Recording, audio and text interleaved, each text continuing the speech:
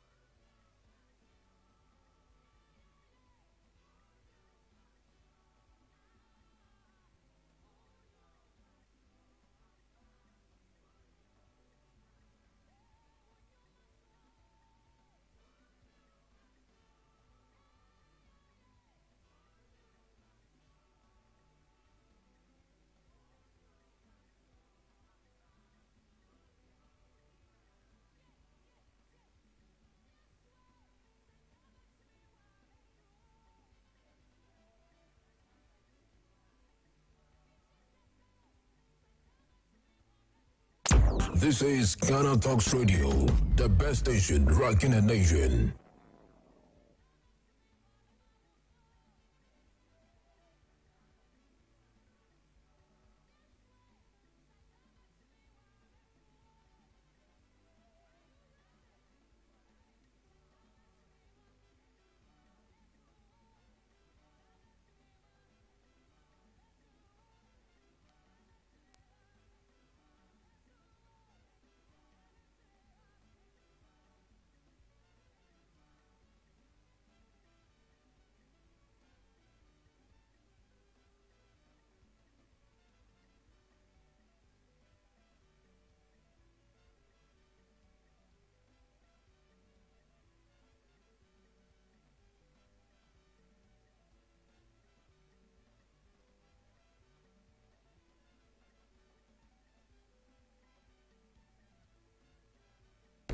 Are you ready to amplify your business or brand's reach and make a meaningful impact in Ghana and beyond? Partner with Ghana Talks Radio today to connect with a diverse audience across Ghana and beyond. Elevate your brand through on-air promotions and social media. Boost your brand during prime time. With Ghana Talks Radio, you can extend your reach across digital platforms. Ghana Talks Radio is not just a station, it is a community hub where your brand becomes part of the conversation. Join us in fostering connections, celebrating culture, and making a lasting impression. For customized sponsorship packages and enquiries, email contact@GhanaTalksRadio.com or call +233 202 544614. Ghana Talks Radio, giving the youth a voice. What do you want for breakfast? How do you want your breakfast? English breakfast, French fries. Koko nikosi, alo komi kesheto. Wache. Well, Gobe is the real deal. Join us on Ghana Talks Radio. Let's serve you a buffet of breakfast. From news headlines review, current affairs to social issues. Entertainment, sports, and all the trending stories live on our mobile app and across all socials. From Monday to Friday, 7 a.m. to 10 a.m. With me, Pakwesi Omare, Regina Bless, Deborah Adoso, and I am Esinal Fiagbedu. This is Ghana Talks Breakfast Show. Ghana Talks Radio, number one. This is Ghana Talks Breakfast Show, your morning companion. This is Ghana Talks Breakfast Show, your morning companion.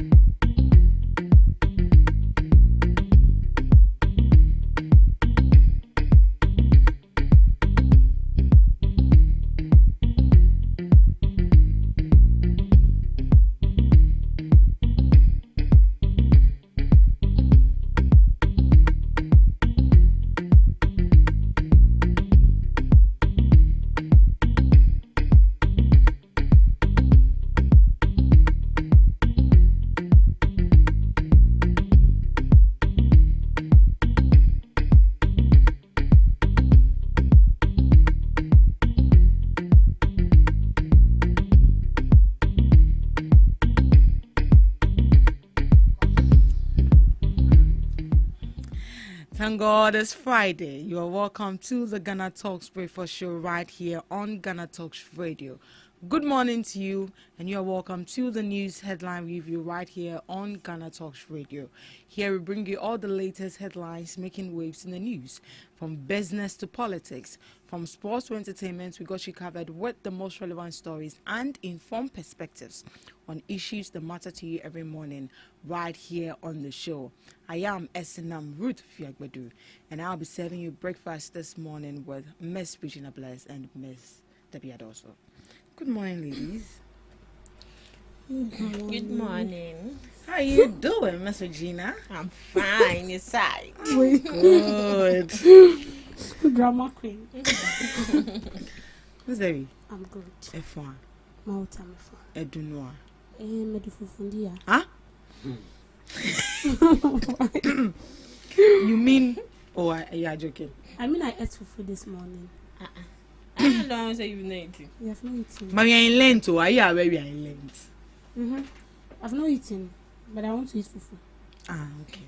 So I'm prophesying to the fufu. Yesterday, I chanced upon a post saying Muslims are fasting, Christians are fasting at 12. Now watching Asa. Why need you watching? Why need you watch? Traditionalist. We say traditionalist. But it's shocking. So some people are not fasting. And I'm going to be told this year. Ebia. Anyways, let's dive into our major news items for this morning. This is from the camp of the OSP. Extradition proceedings begin in U.S. against Oforiatta. Extradition proceedings have officially started in the United States against Ghana's former finance minister Ken Oforiatta, according to the Office of the Special Prosecutor. Speaking in court on Thursday, February 26th, prosecutors revealed that two separate legal processes are currently underway in the U.S. The first case, which started in January 2026, involves alleged immigration violations. The second process, which began this week, relates directly to Ghana's former request for his extradition so he can return home to stand trial. Government lawyers also told the court that Ghana's Ministry of Foreign Affairs has been informed that the U.S. Department of Justice has received the official extradition documents. The charge sheets and court summons have also been forwarded to U.S. authorities. According to prosecutors, Ghana is now waiting for the outcome of both the immigration case and the extradition process before determining when Mr. Oforiatta can appear before a Ghanaian court. The OSP reminded the court that it had earlier secured approval to serve the charge sheet on Mr. Oforiatta and another accused person, Ernest Darko. Both men are subjects of extradition requests filed in November 2025. In the broader criminal case involving Mr. Ken Oforiatta and 7 others, the prosecution has amended the charge sheet. Originally, the case had 78 counts. After corrections, the number has been reduced to 75.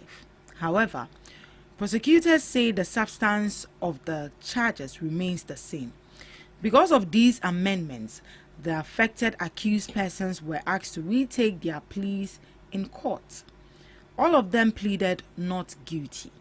The OSP also told the courts that 2 additional witness statements has been filed. The case has been adjourned to March 27, 2026. They said they are not guilty.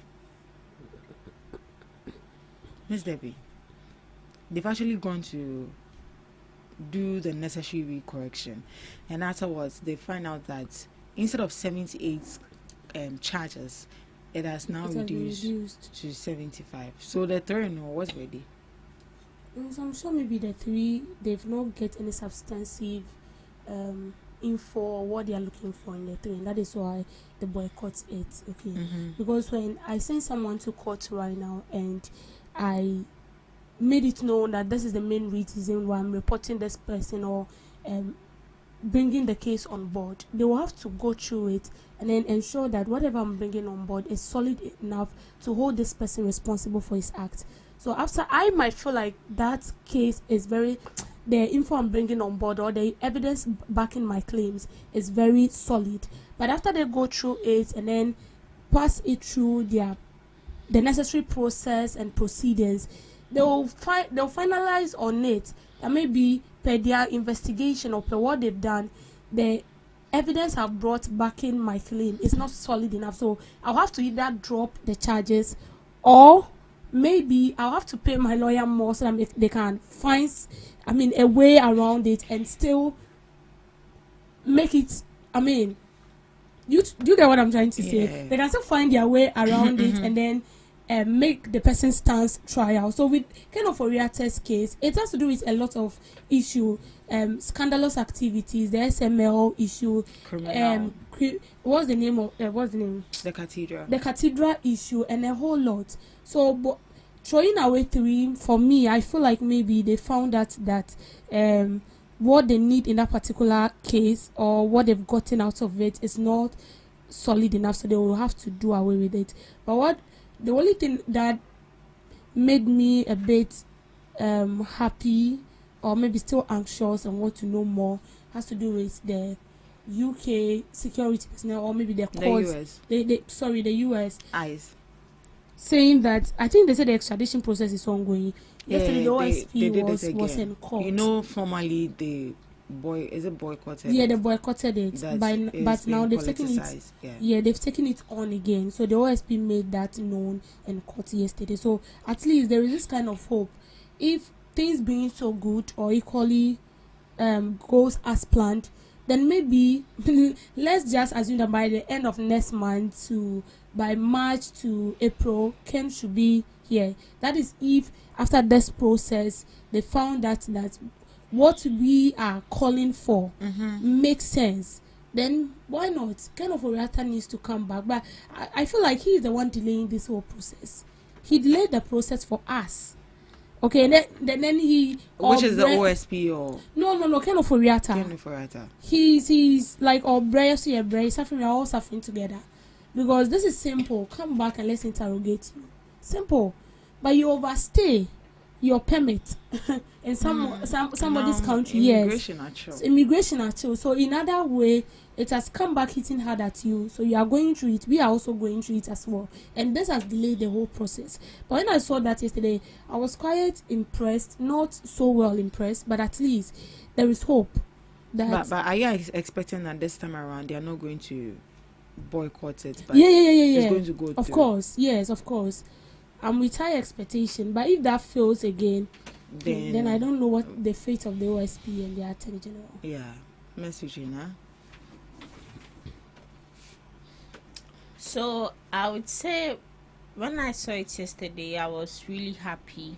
I said that finally what we've been looking for has finally come to pass. But my main issue is I just hope that it goes smoothly and nothing comes in between again, because just say if we see something good going on and not bad, I'm not saying no. And as Ms. Debbie said, I would side with them that Ken Ofori-Attah delayed this extradition process or delayed the whole process for us, because I cannot say tomorrow this and I you say and we are doing this and I'm not in agreement, blah blah blah, and a whole lot. So I'm quite happy, and I wouldn't say I wish him all the best, but definitely Ghana. So we hope that the right people, especially the OSP Attorney General, as they are blabbing blah blah blah blah blah, the moment he gets here, they shouldn't come and give us excuses upon excuses. They need to make sure that they take him on and investigate him. Ken Ofori-Attah, please, we need you. I'm just hoping that they don't prolong this issue. Then they'll wait for this administration to leave power. And then the next administration comes, it will be a foolish case. Then we don't get to hear anything. Yeah. But if indeed Iyoko, the OSP, and these anti-corruption bodies claim they are working independently without any influence from the government, even if this administration goes, they should be able to hold this case on, because the man can't be go scot free because there are lots of questions. Exactly. There are lots of questions like he needs to answer. He should come and clear the air, at least for the sake of his reputation and his name. Simple. Just come and just clear it. Reputation is already dented. And so if you look into the issue and you find out that you are innocent, nobody has the right to call you a criminal. If you are called a criminal, you can take the person on. I'm not saying he's a criminal, but I'm just making an instance. Right, let's move on. Let's go to Mokola. Mokola number 2 traders protest against high rent and new 20% VAT. Hundreds of traders at Mokola number 2 market in Accra took to the street yesterday, protesting what they describe as a sharp rent increases and a newly introduced 20% VAT component affecting their payment. Clad in red, the traders say the rising costs are making business difficult and threatening their survival. Speaking on behalf of the group, Anthony Che Befi explained that traders are under serious financial pressure due to rent hikes, common area maintenance, which is CAM charges, and now what they say is a 20% tax being passed on to them. According to him, management company, which operates under Social Security and National Insurance Trust, which is SNET, has held several meetings with traders this year over the matter. He says rent and CAM charges, which covers electricity, water, security and refuse collection, are now billed separately and both are increased annually. The traders argue that management often justifies increments by pointing to inflation and the rising of the dollar. However, they claim that when inflation slows or the cedi stabilizes, charges are not reduced. They also allege that management informed them that government has imposed a 20% tax on the company, which is now being transferred to tenants. The traders questioned whether it is fair to pass the entire tax burden directly onto them within a short period. Beyond the increases, traders say enforcement methods are harsh. They claim that when payments are delayed, shops are locked up, leaving goods inside and forcing traders to borrow money urgently to regain access. They also raise sanitation concerns in parts of the market, describing some conditions as unhealthy. Mokola Market is one of the busiest commercial centers in the capital and plays a major role in retail trade, especially for textiles, food items, and general goods. Part of the markets were redeveloped during the tenure of former First Lady Rebecca Akufo-Addo, but traders say their current concerns go beyond infrastructure and require urgent policy intervention. They are now appealing directly to President John Dramani Mahama and other state authorities to step in and address the situation.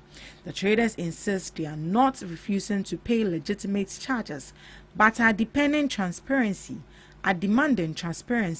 fairness, and relief in what they describe as a difficult economic climate. The protest highlights the ongoing tension between rising operational costs, taxation, and small business survival in Ghana's urban market. And this matter yesterday on social media, like it's not easy. It's not easy. People are talking about it, and in the comment section, people also bashing the traders.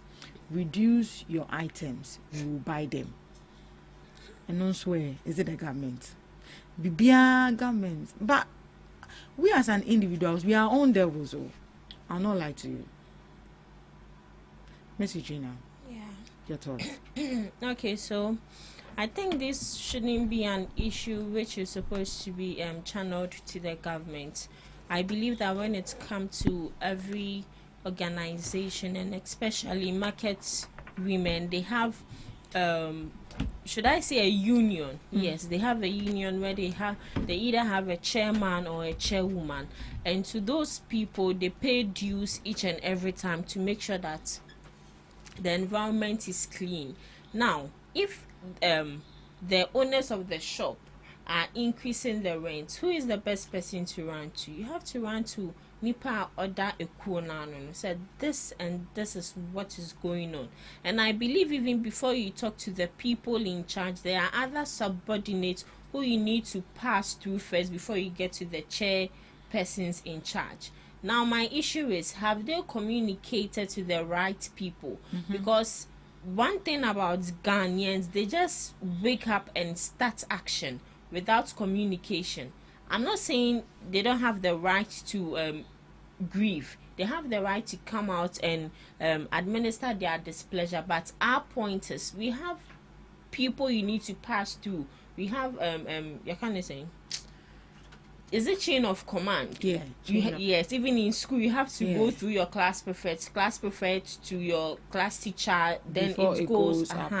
So now the issue is, have you communicated to them? Do they know what is going on? Talk to them. Let them give let them provide solutions. If the solutions it's not effective or it's not fruitful, or your complaint falls on deaf ears, that is where you have to come out and talk to the government. But as I always say, Bibiana, about government, Bibiana, about government. The government can't do it all. We are also government ourselves. And as you said, because from what they are listing, it's too much.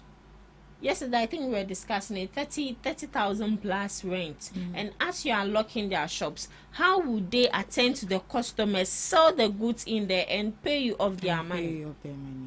So sometimes we need to exercise patience and also make sure, say, at the end of the day, we are well communicated with. If you are not, then you can come out and show your grievance. But as you say, you protest now, yesterday I also saw that they said plantain aba obianto. They are saying that the government should also the government should come and buy it and then send it to the schools and now the schools are planting their own exactly. So so it means we have the foods in abundance. So why is plantain expensive at the market? Today if you buy plantain 10 cedis, 20 cedis. And you want me to come and buy? 5 cedis. I'll buy banche. In fact, banche kwauchi anede. What pesa kwadu? Oh, it's true. Cassava chips. We have people complaining that we have the food stock in bulk. So why is it expensive? If you want to make money, you sell it at a lesser price, and then you get more customers to buy from you. What is worrying we Ghanaians is full profits. Yes. That's not how we do. 100%. Selfishness. You want 100% selfishness profit. and greediness. But I listen to the Nigerians and how they make their business. Profits not better so crazy because opese a content back Ghanaian. And I'm telling you that they are making it worse. I have a friend, a Nigerian colleague who is into business. Every week if he doesn't go in yet twice, he goes to pick staffs. So it should tell you that any things are less expensive. But that particular thing, when you go to a Ghanaian trader, very expensive, and that thing will be there like 2 years or be until by Saturday. And they are not getting this wisdom or this insight that at the end of the day, reduce it, and then it will go as fast as you want, and it draw more customers to you. When it happen like that, yes, we are only higher because we've already made budget on what we use our money for. So if I make budget, I'm purchasing this thing as 150, and then I come to you and selling it to me at 250, mentor, because I won't want to run at loss. You get it? So I feel like this whole thing is something that we need to take it so seriously. And then with the traders issue, see, yes, we are all blaming the traders or that, but see, some of this landlords or landladies who own these containers, and it's not easy. Sometimes the person can sell. You pay for the container, and then you are paying for the land that the container is being mounted on. I remember one of these John DeMello was the one making noise about, excuse me, not making noise as in noise, but he was actually voicing so laudable on rent issues that when they come into power, they are going to make sure that they are going to take rent 6 months. I think I watched a video, And then they asked him, now, how far with the rent? Or say in the sector, it's outside his That was what he boundaries. said. That was what he said. It is ministers. But when you were in opposition, look at how you were talking, cho. You would do it. And you came. Look at how they used. Obi mentioned the salary. The whole salary is for rent. Yeah, the whole salary is for The rent. whole salary is for rent. It's People for are rent. suffering. I'm telling you, it's for rent. But we say we have laws governing all of these things, but we are not seeing them. You see, sometimes we don't need to blame our traders, because even if you want to set up a business and then you want a container, the container, and somebody at Chewo, you are paying for that container like the way you rent your house where you sleep in. And sometimes some of them take it yearly, some of them take it 2 years advance, some take 3 years advance, and some of them as renting that place for you maybe a month 500 or a month 600, and 600 times. So if 3 years, 12 times 12 is 24, plus another 12 will give you what? It's not that would be 36, right? That would be 36. So if you are paying 600 a month, 6 times 36, just imagine what you are paying for 3 years. And then what you are selling, you don't even know whether you get customers to come and buy. And then you need to pay for land and the NEC, so you need to pay for it. So sometimes these are certain factors that push the traders to increase the prices of what they sell so they can make money.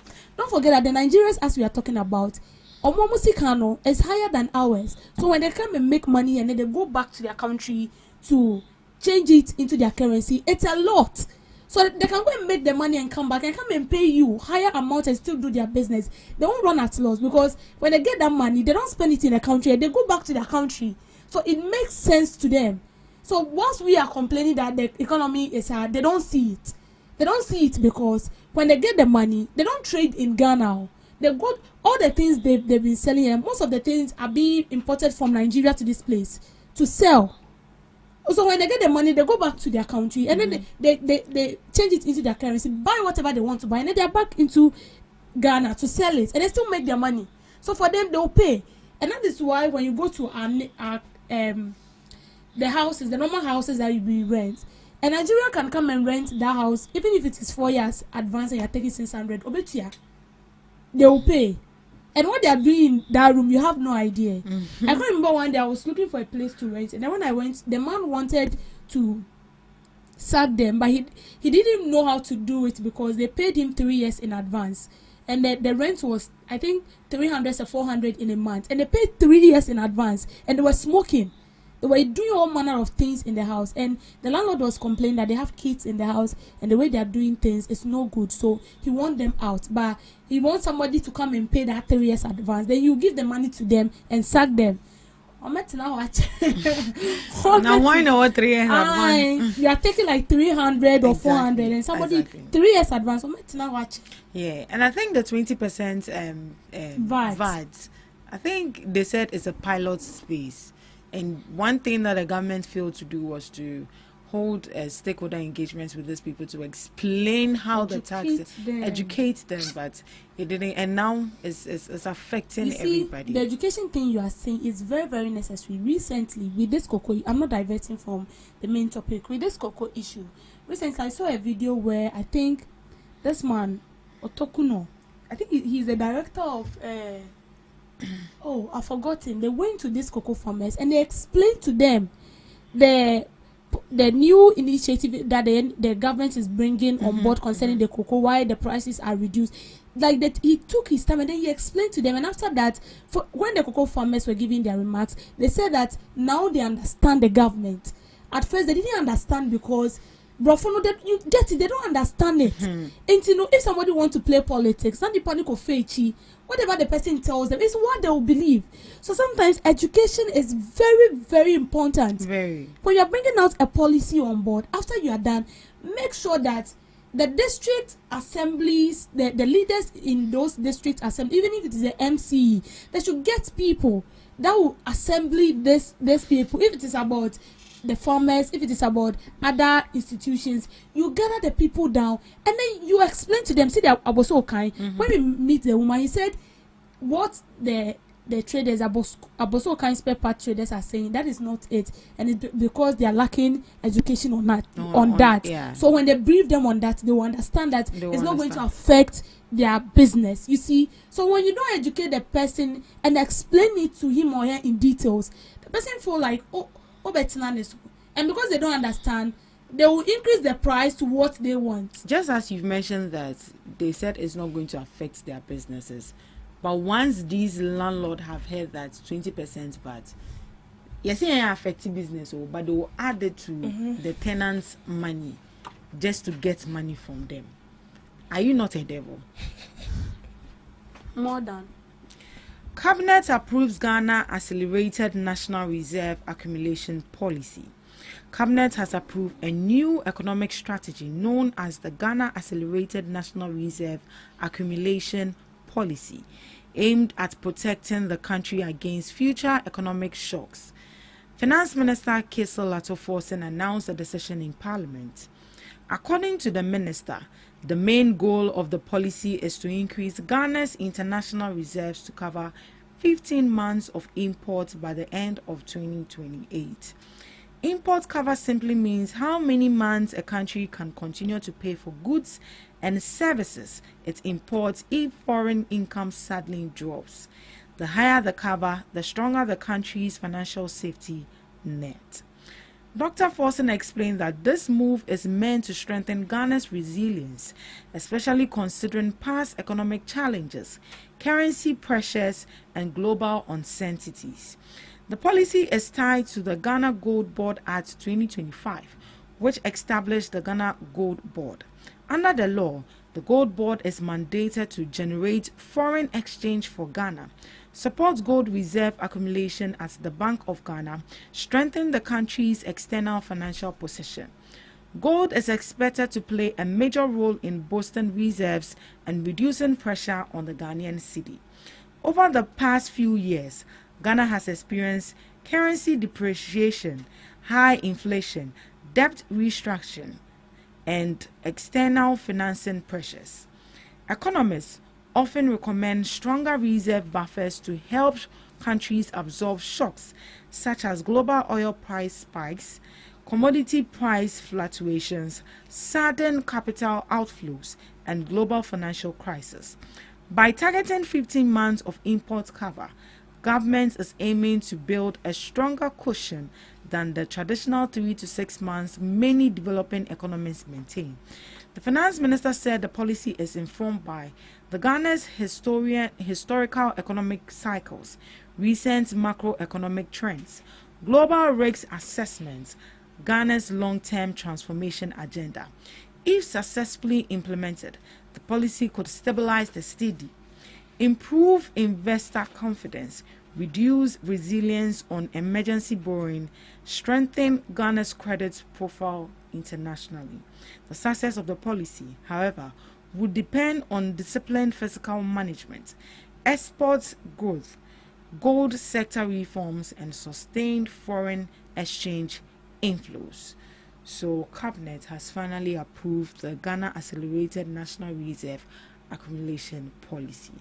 I think this policy was going on back and forth in Parliament, and we saw Afenyo Makin, speaking so, how will I say it?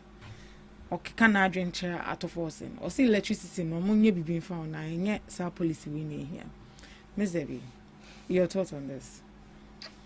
Yeah, so I think the policy, since it will strengthen our resilience to economic shocks and all that, then it's going to help us, because I'm not sure the finance minister will just come to Parliament and then bring a policy on board without him going thoroughly through it, or maybe considering it not helpful to us. No, they only bring policy on board when they know perfectly well that this policy is going to help us. And don't forget, he's a finance minister. Yeah, he's not somebody who will just wake up and then bring policy which is not going to make sense. And then with the minority there, we know that is their, that is their courts. They find every possible means to make politics out of issues that do not even I mean, seems like an issue that needs to be politicized. Yes, we know that we have the prepaid issues and all that, but don't forget that we also need this because it's very, very important. Things like this also help the economy to be stabilized.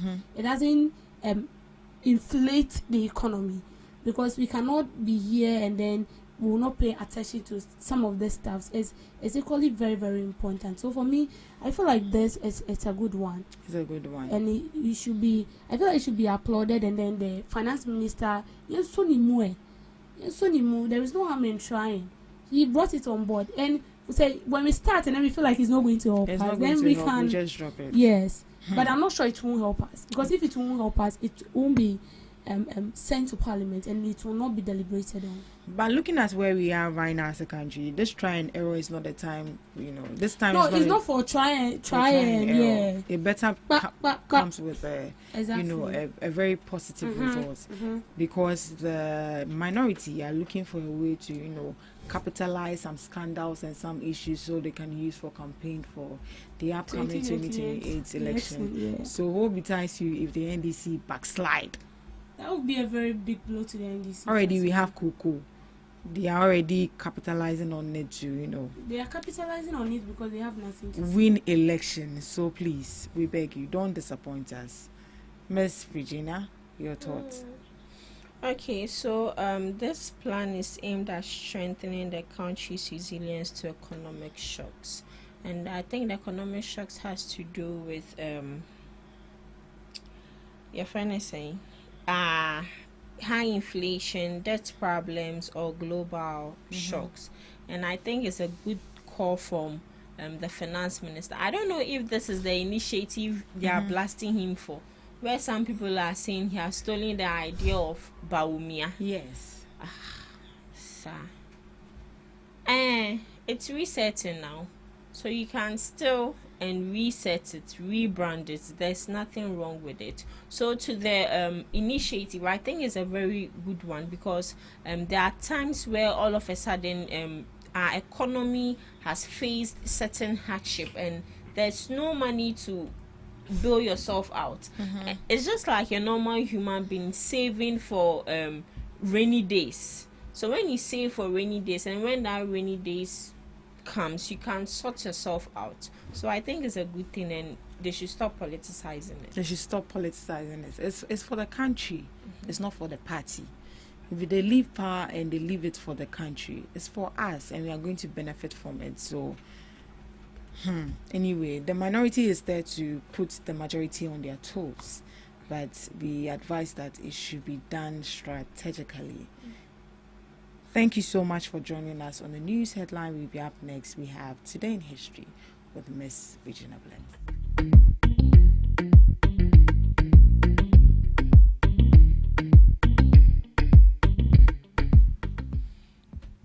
Bringing you Today in History on this day, 1900.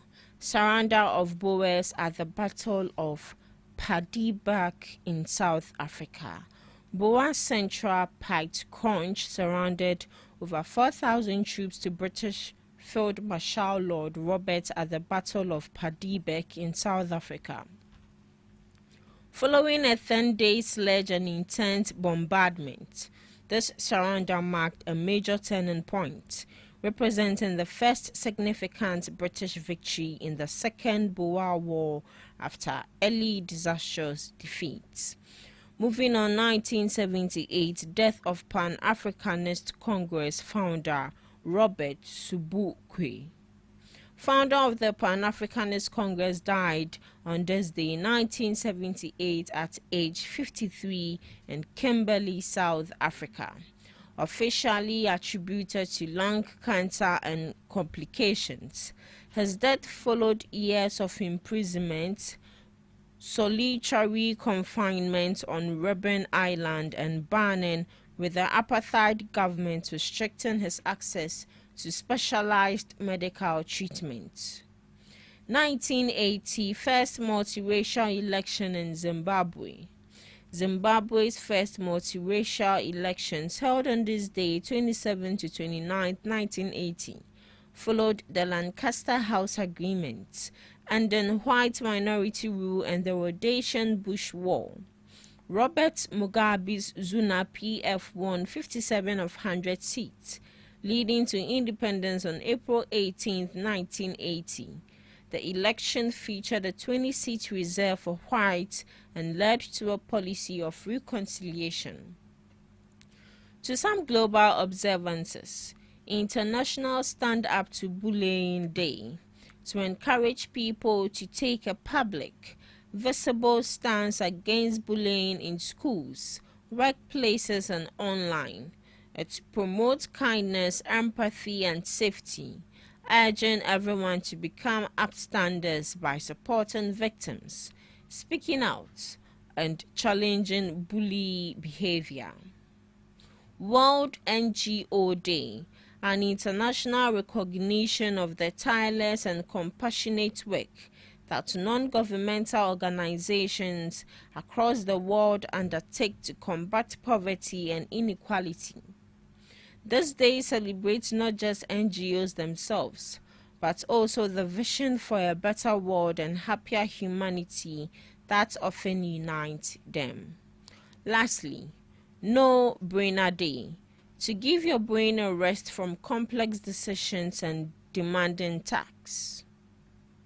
To encourage simplicity, it is a day to focus on easy activities, reduce stress, and not think too hard. And that's all for today on Today in History and some global observances, live on GhanaTalks Breakfast Show. Thank you so much, Miss Regina. Up next, we have Debbie's Girl. Welcome to Debbie's Grill, where we talk about issues that matter to the state, void of politics, fear or favor. Member of Parliament for Ewutu Senya has disclosed that discussions are in progress to strengthen security arrangements for fishermen operating along the coast, following a recent pirate attack that left scores of fishermen traumatized. Her comment comes in the wake of the rescue of 71 fishermen who were reportedly attacked and robbed whilst returning from a fishing expedition in the early hours of Thursday. The incident, which has raised fresh concern about the safety of Ghanaian fishermen at sea, has prompted calls for improved maritime security and better coordination among relevant authorities. According to reports, the fishermen were accosted by armed men at the sea and disposed of their catch. Outboard motors, fuel, and other valuables were being left stranded. The incident has reignited fears among coastal communities about increasing vulnerability to attacks. The Ewutu Senya West lawmaker acknowledged inconsistencies in initial reporting regarding the number of boats involved in the attack. So this happened in Ewutu Senya East yesterday, where a group of fishermen were being attacked by unknown assailants, and by God's grace, nothing happened to them. We didn't record anything like death or someone being injured. But then I saw an interview where some of these fishermen were being interviewed, and they said they were on the sea, and they got attacked by a group of people which allegedly they claim to be Nigerians. So one of the fishermen said the English they were speaking were broken English, and it was so obvious that you can tell. You know, when you see someone for the first time, the accent of the person tells you the place the person is hailing from. When you meet a Voltarian, when you meet a Fanti, when you meet someone from even the Ashanti region, and then they speak for the first time, you can equally tell that this person is an Ashanti, this person is a Fanti, this person is a Voltarian. And that is the same thing that happens when you meet someone from other country. So we have a couple of Nigerians living in Ghana. When you hear them talk for the first time, you can tell. We no one telling you that this person is equally a Nigerian. So these fishermen said that they were speaking broken English, and then they took away their motors, they took away some valuable things, and then they told them that if they don't comply, they are going to kill them. And according to what the fisherman said, he said these men were with AK-47 rifle. So it was something that was being forced on them to do. It's either you do it or your life is being taken from you. And so they have to give in. But they were so happy because they were not hurt. And this is a call to us as a country. Our security is not something we should joke with. The incident that happened at Burkina Faso is not even 1 month. Oh. It's not even 3 weeks. And we are experiencing something similar. These are all signals. It's prompting us that there is a lot to do. And these are, basic means and ways that these terrorists and people use as, a yardstick to invade into people's country and then cause chaos. It is serious. Yes, the fact that we didn't lose any of them, it's a call to give glory to God. But it is also telling us that there is more to do. We need to strengthen our security. We need to secure and also strengthen our security borders. Because how did they pave their way in here? How did they get in? That is the problem. We have our security that have been assigned, our security personnel that have been assigned to our borders. And they are working. But I feel like they should be resourced more. We should resource them. And we should ensure that these fishermen are being secured.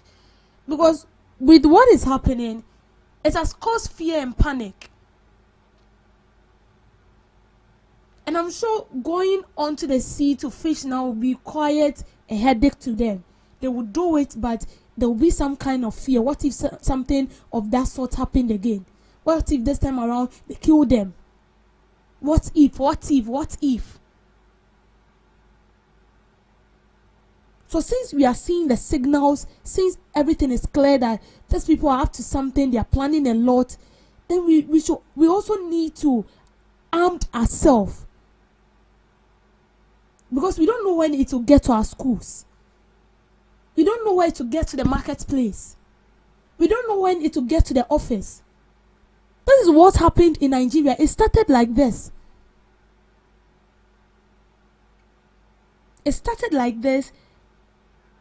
And I wouldn't say they were not serious about it though. But where Nigerian has gotten to, it is scary. Because day in, day out, when you go on site to pick news and all that, you see Nigeria every day. Every day. Every day they are invading schools, they are invading marketplaces, they are invading churches. They are kidnapping students, they are kidnapping Christians, they are kidnapping pastors. Just that everybody is vulnerable.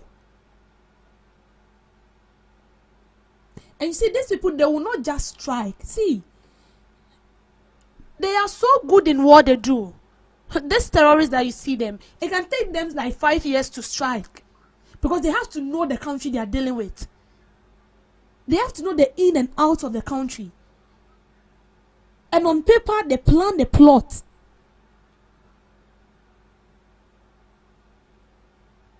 Where they'll pass to the country, the route that will take them out, how they're even going to strike without you getting to know that this is who they are.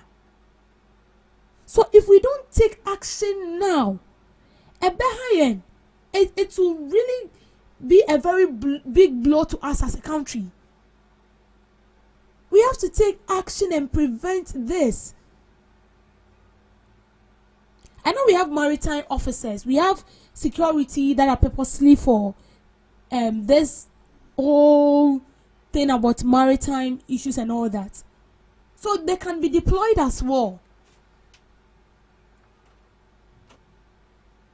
Where it has gotten to, it's very, very serious. This is not something that we just have to take in water and sleep. It is a call. It is a call. What if the 71 people were killed? What if something bad happened to them? Don't forget that they have families. And yesterday I saw the video when they were pouring powder and all that on them. They were happy because nothing bad happened. And so when we don't strengthen our security borders, because that is when foreigners, that is the same route that people goes and come in, our traders. It is through that same border. So when we don't strengthen them, when we don't resource them, how are they going to work? Because don't forget that these Boko Harams, these jihadists, these people are well resourced. They have the weapons. They are into that business. For them, they see it as a business. They are into that for God knows how many years. So they know they work very well. So if we do not take the right steps now, if we don't put things in place, if we don't do the right thing, it is going to help us. As I said, we don't know where they are going to barge into our marketplace. We don't know where they are going to barge into our schools. We don't know where they are going to barge into our homes. We don't even know where they are going to barge onto our streets. As the saying goes, prevention is better than cure. If you prevent it from happening, it's better than when you get afflicted or inflicted by that particular disease. That is when you'll be thinking of how to cure yourself. It is better to prevent it.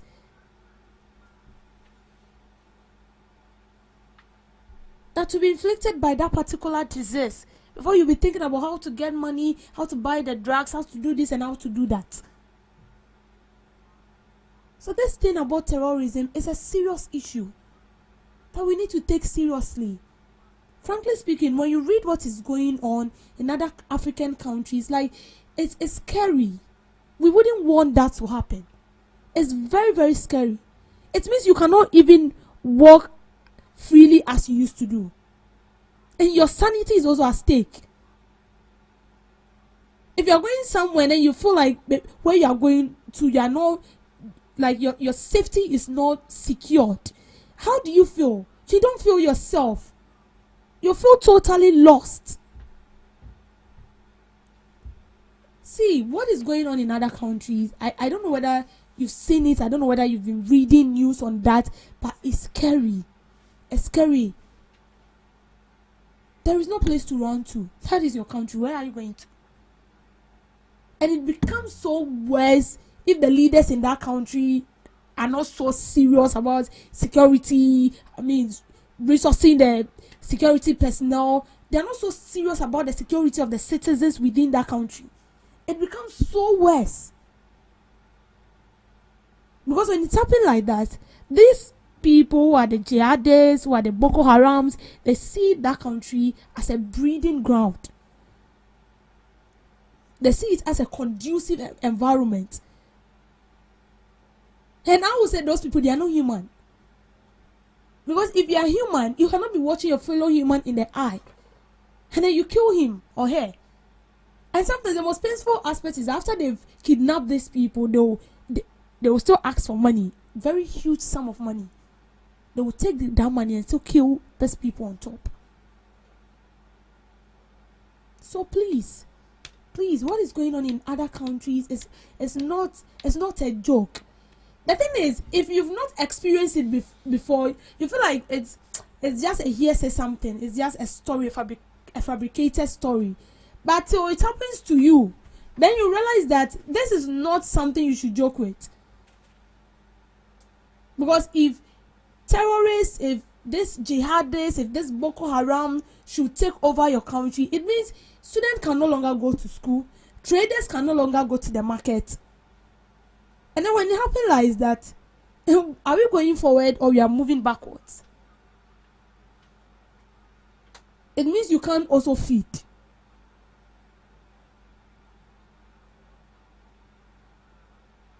Which means that the rate at which, there'll be a surge in hunger issues will be high, because it's going to disrupt everything.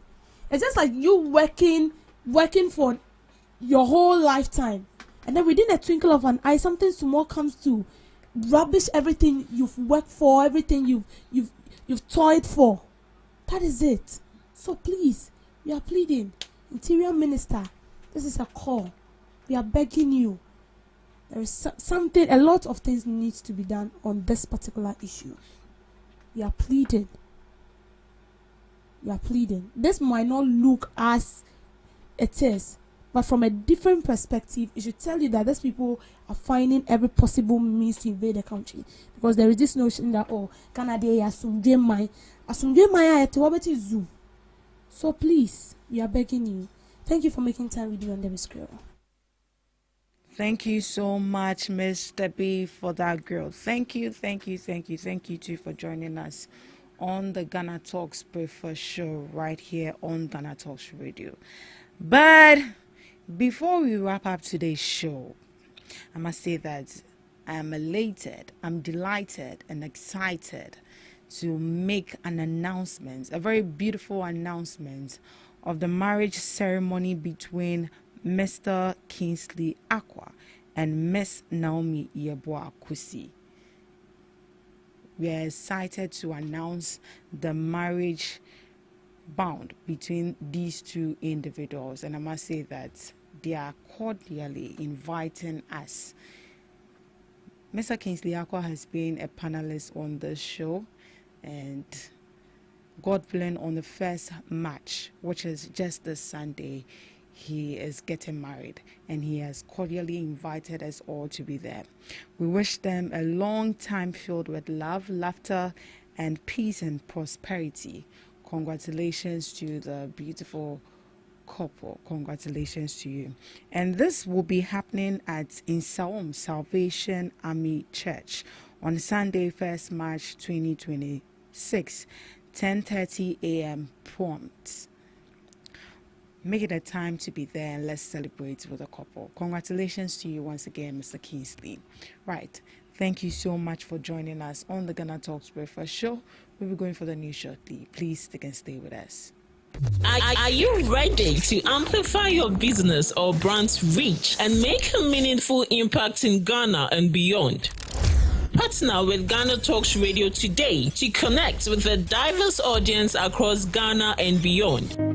Elevate your brand through on-air promotions and social media. Boost your brand during prime time. With Ghana Talks Radio, you can extend your reach across digital platforms. Ghana Talks Radio is not just a station, it is a community hub where your brand becomes part of the conversation. Join us in fostering connections, celebrating culture, and making a lasting impression. For customized sponsorship packages and enquiries, email contact@GhanaTalksRadio.com or call +233 202 544614. Ghana Talks Radio, giving the youth a voice.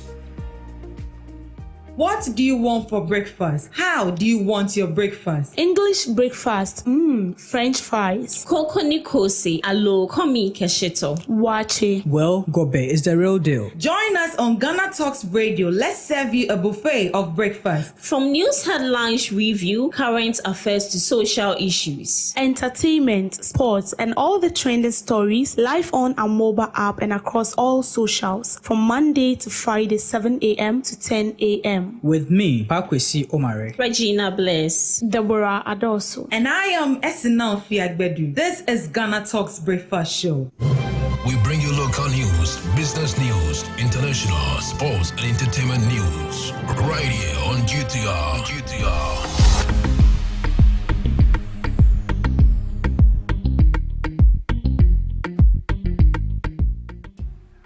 Hello, good morning, and welcome to the morning news update on Ghana Talks Radio.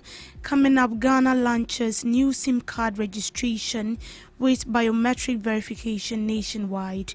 Minister of Energy opens Ghana's first local meter plant to replace faulty meters. Interior Ministry unveils strict cannabis licensing regime for medicinal and industrial use.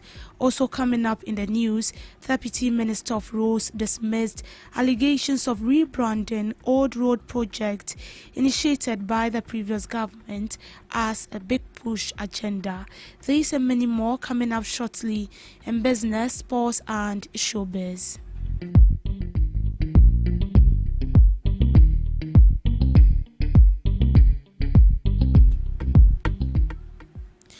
To our first story, Minister of Communications, Digital Technology and Innovation Samuel Nate George has announced a nationwide SIM card re-registration exercise featuring live biometric verification against the National Identification Authority database.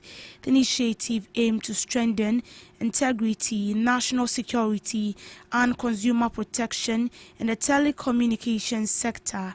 The exercise will prioritize customer convenience with measures in place to avoid long queues, including self-serving portals and seamless digital registration options. Data Protection Commission will play a central role in safeguarding biometric and personal data. The failure in the last SIM card registration has left us with the difficult but necessary decision. After extensive cabinet deliberation, we're announcing the beginning of the processes for a new SIM card registration exercise across the whole country. This exercise will be the first in our history to have live verification against the NIA's database and provide biometric verification for every registration. Let me state this up front. The upcoming SIM card registration exercise will prioritize customers' comfort. We are putting in place measures, working with the Chamber of Telecoms, to avoid long queues, including self-service portals, and a seamless process for completing the registration. And that was from the Minister of Communication and Digital Technology. Minister of Energy has opened the country's first local meter manufacturing plant in Tema. The facility will produce single-phase and three-phase smart prepaid meters for domestic market to reduce reliance on imported meters. The plant is expected to create skilled and semi-skilled jobs, enable technology transfer, and deepen local participation in the energy sector. According to the Energy Minister, accurate metering is crucial for efficient revenue collection. For many years, Ghana has relied heavily on imported meters to meet domestic demand. While imports have helped us expand access, they have also meant capital outflow and limited local participation in this critical segment of energy industry. Today, we are proud that this narrative is changing. With the establishment of MPH Limited manufacturing plant here in Ghana, we have taken a bold step towards local production. This initiative will reduce our dependence on imports, retain value within our economy, and create skills and service-skilled jobs for our young and teeny youth. There has been issues with meter readings. The minister has instructed the Electricity Company of Ghana and the Energy Commission to work at it, and has given them 7 days to report back so that we find a lasting solution for people who are having issues with their metering. In the last few weeks, that is the last week and the previous week, we experienced some power outages in few communities in Ghana, especially Accra, part of Accra, and then Kumasi. The minister was to assure that those that happen within Kumasi, the issues have been resolved. Those that happen within Adenta area, the challenge was an overload. The load we had within the area was above the capacity of the transformers. So as we speak, there's a team on the ground. They started work last night. We are replacing the transformers into an upgraded one, and we are hopeful that by Friday they should be done with it, and the challenges faced within people within the Delta and its environment, which stretch all the way to Bulua, should be resolved. I wish to emphasize that with the measures and the pragmatic step put in place by the minister, we are no more going back to the days when we will ask you to bring your own timetable. I mean, doing so is something that is going to be a thing of the past, because we do not have any challenge with generation. This factory we are commissioning today has the capacities to produce 750,000 meters annually. Ultimately, the plan is to embark on doubling the capacity in good time, so as to provide local obligation content and creating employment opportunity to the Ghanaian.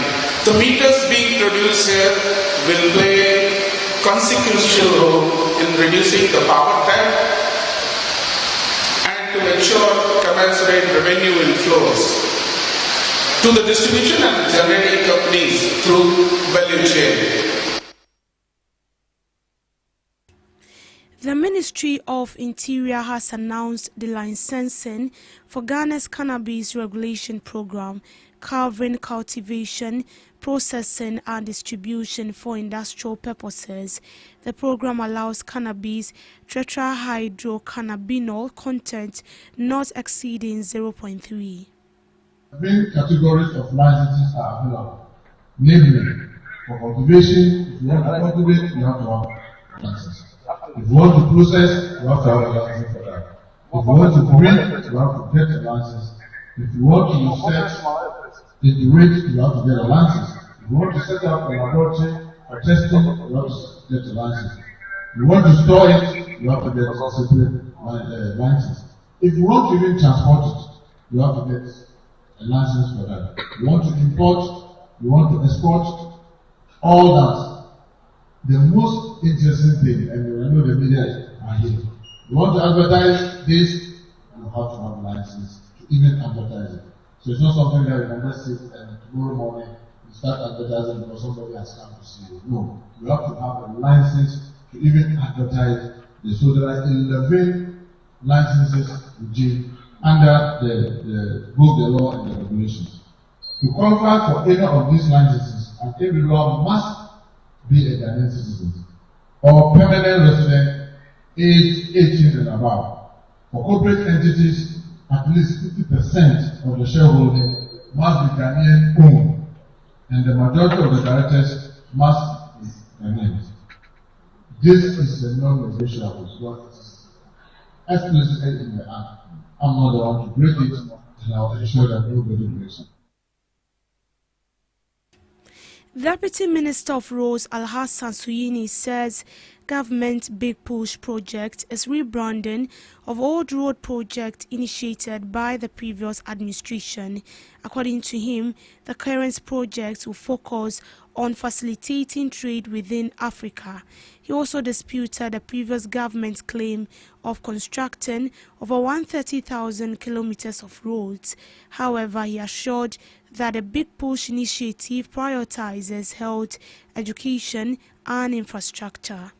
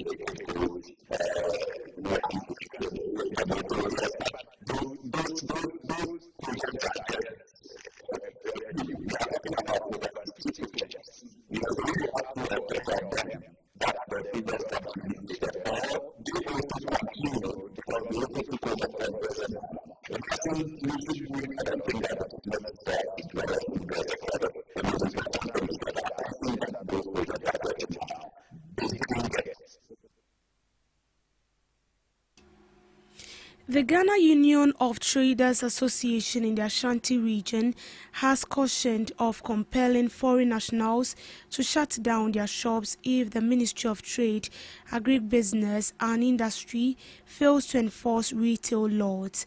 According to GUTA, foreign retailers, particularly Nigerians and Chinese, are displacing local traders contrary to regulations reserving parts of the sector for Ghanaians. The association argues that the growing presence of foreign traders is weakening the indigenous businesses. As a result, GUTA has proposed that foreign-owned shops allocate at least 40% of their shelf space to locally manufactured products to promote domestic goods. Sisiano, Abano, Uhuye, Luasaka Kaya. Mini Abamba country. Mini and discipline, mini MPP free. Omunina, Obiania prepares of Babua a beautiful. Fiti, Nanaba Bresso. Near demonstration, a man who acquire our one, a Bura or mining. Omo dominate pa kese, a Chinese for Nigeria, especially Igbo for the Chinese nationals. Almost an interact from my mind. You say, GRPC is on 1865 in Chelsea.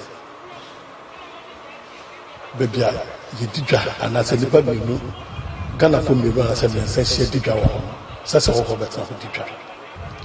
Until you hear that the reader who call chaos here, so for my piano, it also says Ghana for shop. People are called shop 6. There's any care in the box here. Omo catcher say. Yama omo tutu of shops no be am use of back. Me say half them omo be na yawa. Oh. Inti you say union no access to the problem. Me say bebo am. Inti na cause you to me free police station. Migration. KM boss the regional minister na. But the sheda. You see ye you be free.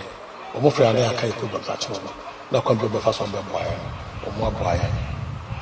Nti kemi boss yes obe boy emi nyina na na distance ya pam e ma kofo no da si di gbe mebia na otwemi no o mo tutu o mo shops no be se mo so na se no nti di gbe 2 weeks ti time so ya le ko kemi na kemi boss ka che say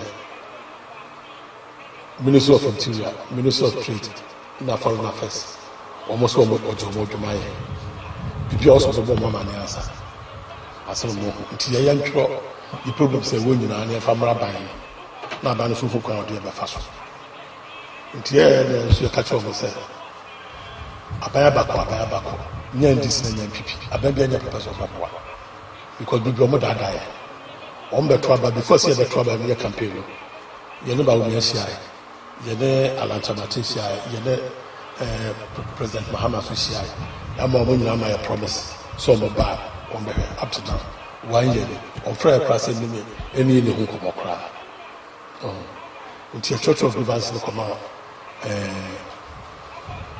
coordinating director next mayor harmony ho until the come coordinating director me catch the say sisi a sɛ aban no anhwɛ no ammoa a adwadifo adwa yɛ afa no sɛ ɔmo anhwɛ no ɔmo anyɛ na ɔmo astɔpa hɔ no within our market na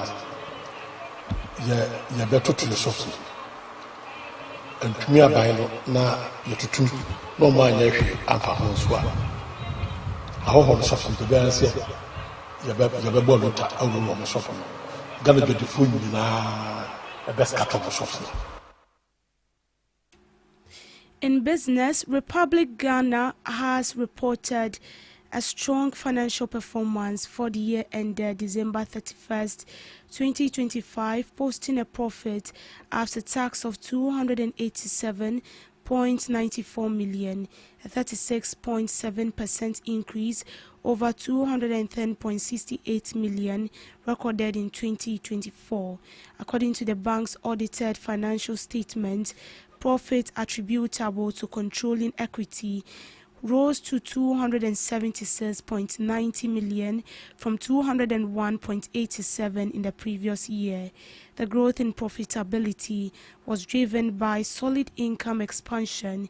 Net interest income climbed to 754.45 million, up from 650.50 million in 2024.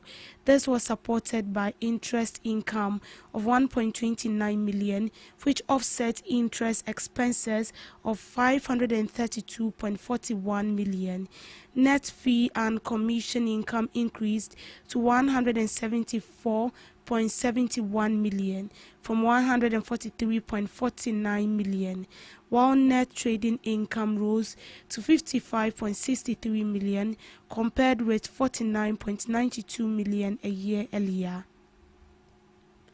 Overall, operating income crossed 1 billion mark, reaching 1.05 billion in 2025, up from 869.70 million in 2024. Operating costs also rose during this period. Personal expenses increased to 311.93 million from 283.41, while other operating expenses grew to 213.65 million from 179.29 million.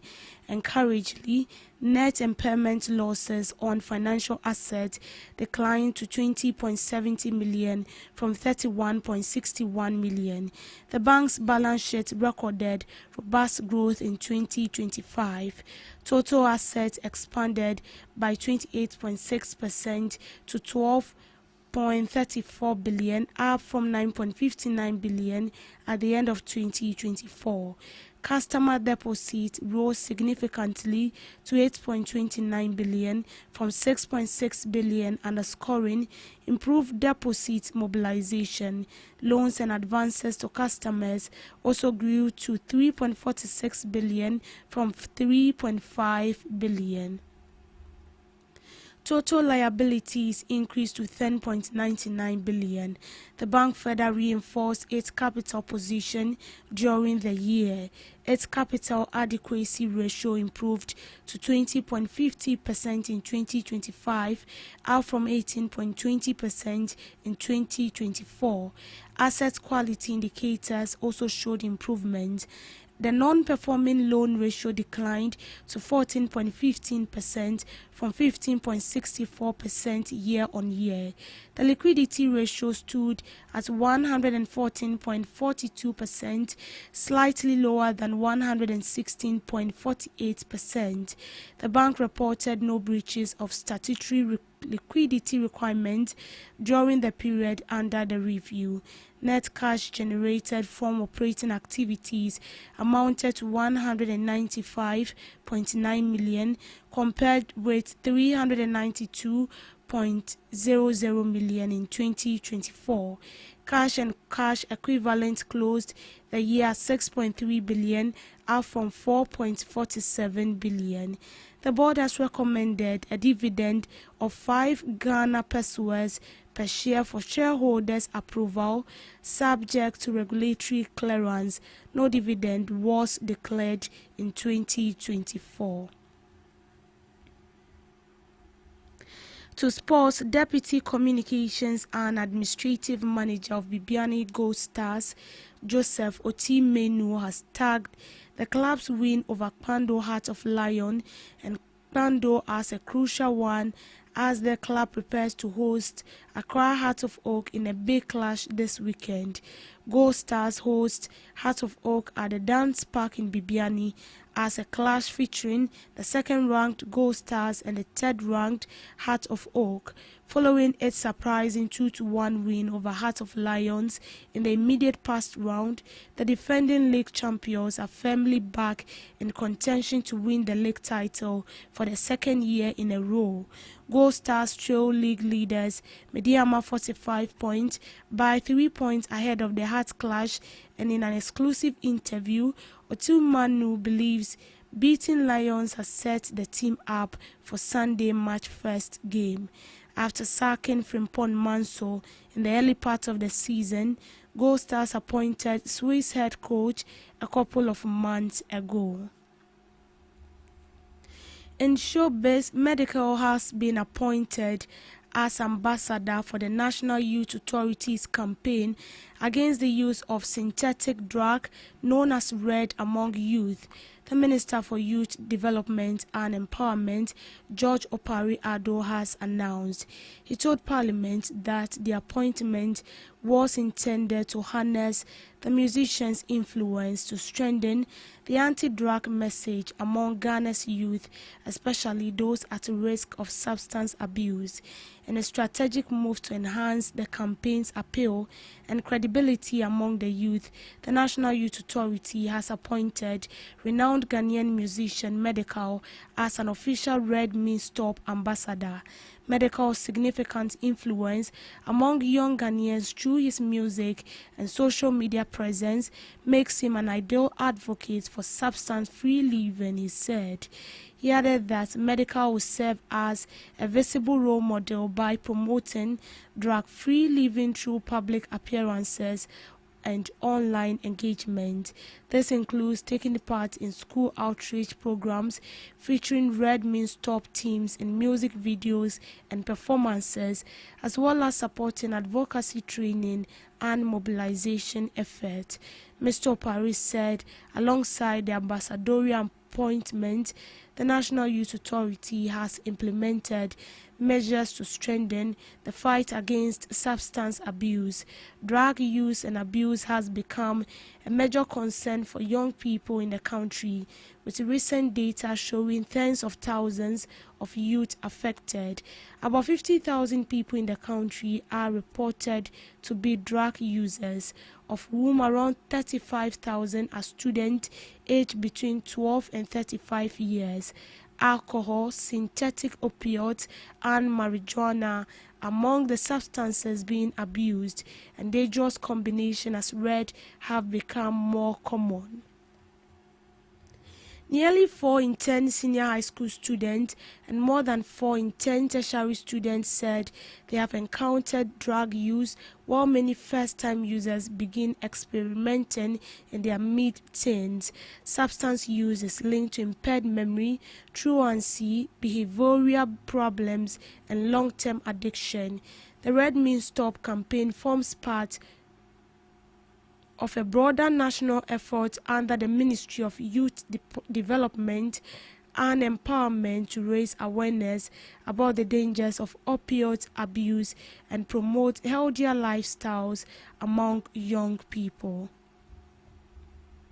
On some international updates, the United States aimed to process 4,500 refugee applications from white South Africans per month, far above President Donald Trump stated refugee program cap is installing trailers on embassy property to support the efforts, according to the United States contracting document. The new target, contained in a previously unreported document from the United States Department dated January 27th, signals a push to ramp up admission from South Africa, while refugee applications from other areas have been severely curtailed. Trump said the United States will only admit 7,500 total refugees from around the world in fiscal year 2026, while a much higher cap of 40,000 to 60,000 was discussed internally last year. Only 2,000 white South Africans had entered the United States as refugees as of January 31st under a program launched in May 2025, although the pace has picked up in recent months. The ambitious targets could also face administrative delays in Washington, which in recent weeks have halted all refugee travel to United States. The U.S. State Department and Department of Homeland Security did not respond to requests for comment. Meanwhile, the White House referred questions to the State Department. The South African Chamber of Commerce in the United States said last year more than 67,000 people had expressed interest in relocating. Trump ordered a halt to refugee admissions into United States after taking office in 2025 as part of his crackdown on legal and illegal immigration. Weeks later, he launched an effort to bring in white South Africans ethnicity as refugees. He said they had been violently persecuted in majority black countries. South Africa's government has rejected the claim, while some refugee advocates have criticized the Trump policy. And that's how we end it on the morning news update. Do what to log on to all socials at GhanaTalks Radio for more news stories. My name is Deborah Adoso. Good morning.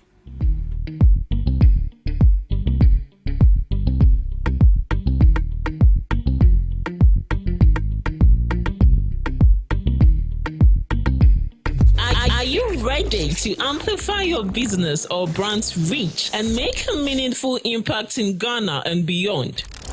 Partner with GhanaTalks Radio today to connect with a diverse audience across Ghana and beyond. Elevate your brand through on-air promotions and social media. Boost your brand during prime time. With GhanaTalks Radio, you can extend your reach across digital platforms. GhanaTalks Radio is not just a station, it is a community hub where your brand becomes part of the conversation. Join us in fostering connections, celebrating culture, and making a lasting impression. For customized sponsorship packages and enquiries, email contact@GhanaTalksRadio.com or call +233 202 544614. GhanaTalks Radio, giving the youth a voice.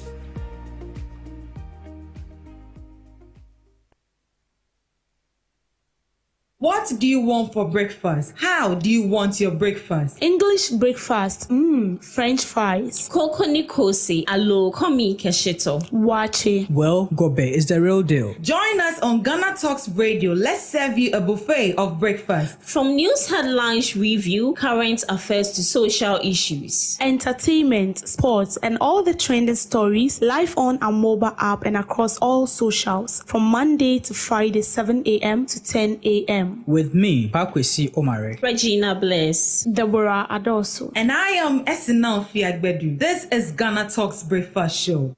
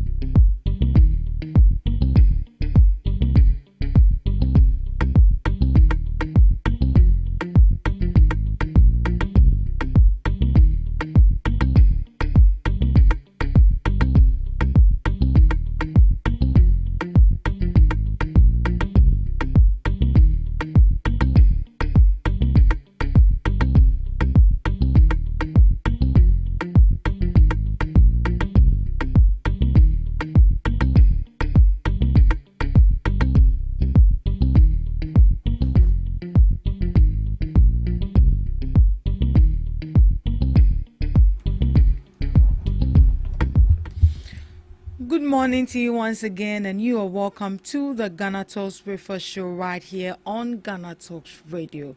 This is your favorite online radio station. We are streaming live on Facebook at GhanaTalks Radio, on X at GhanaTalks Radio, and also on YouTube at GhanaTalks Radio.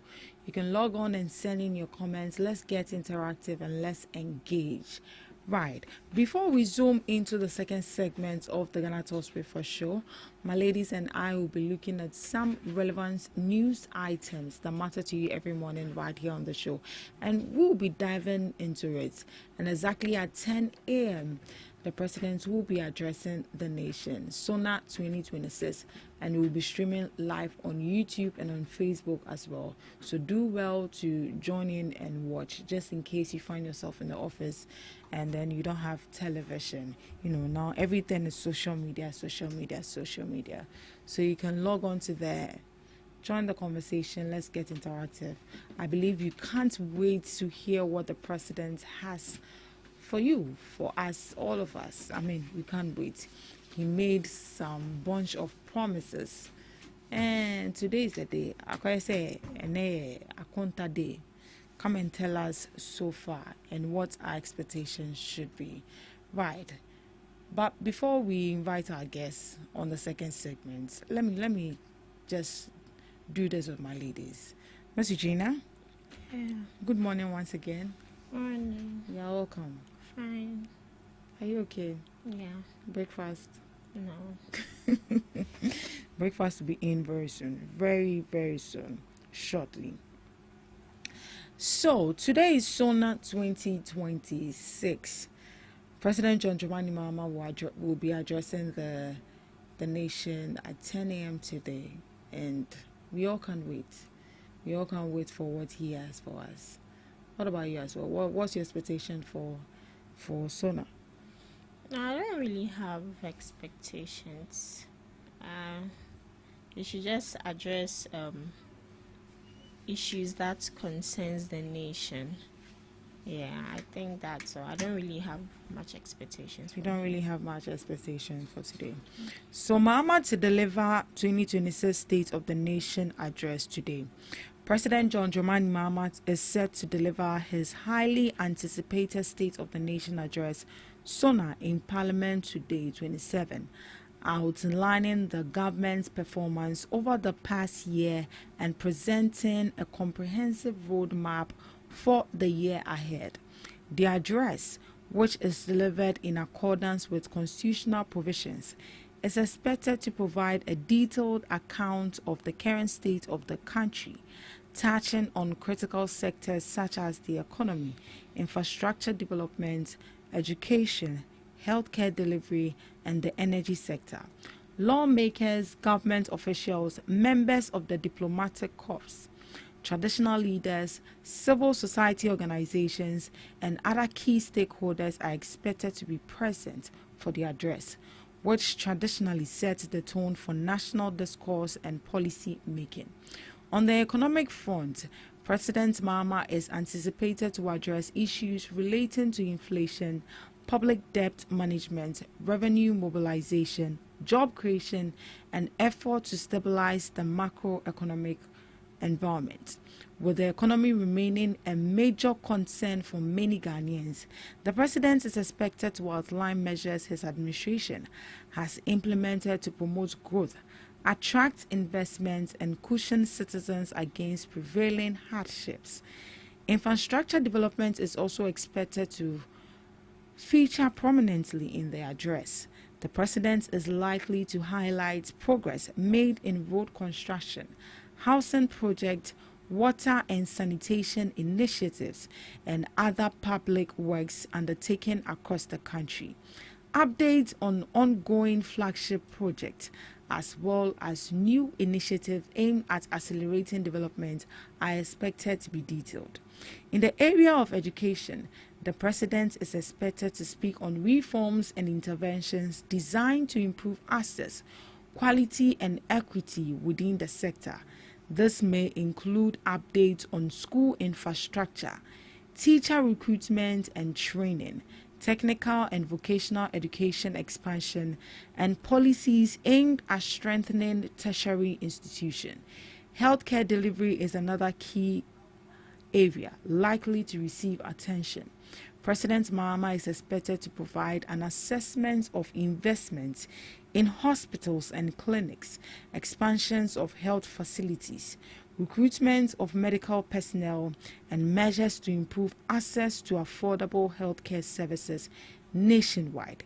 Efforts to strengthen the national insurance scheme and address challenges within the health sector are also anticipated to form part of the discussion.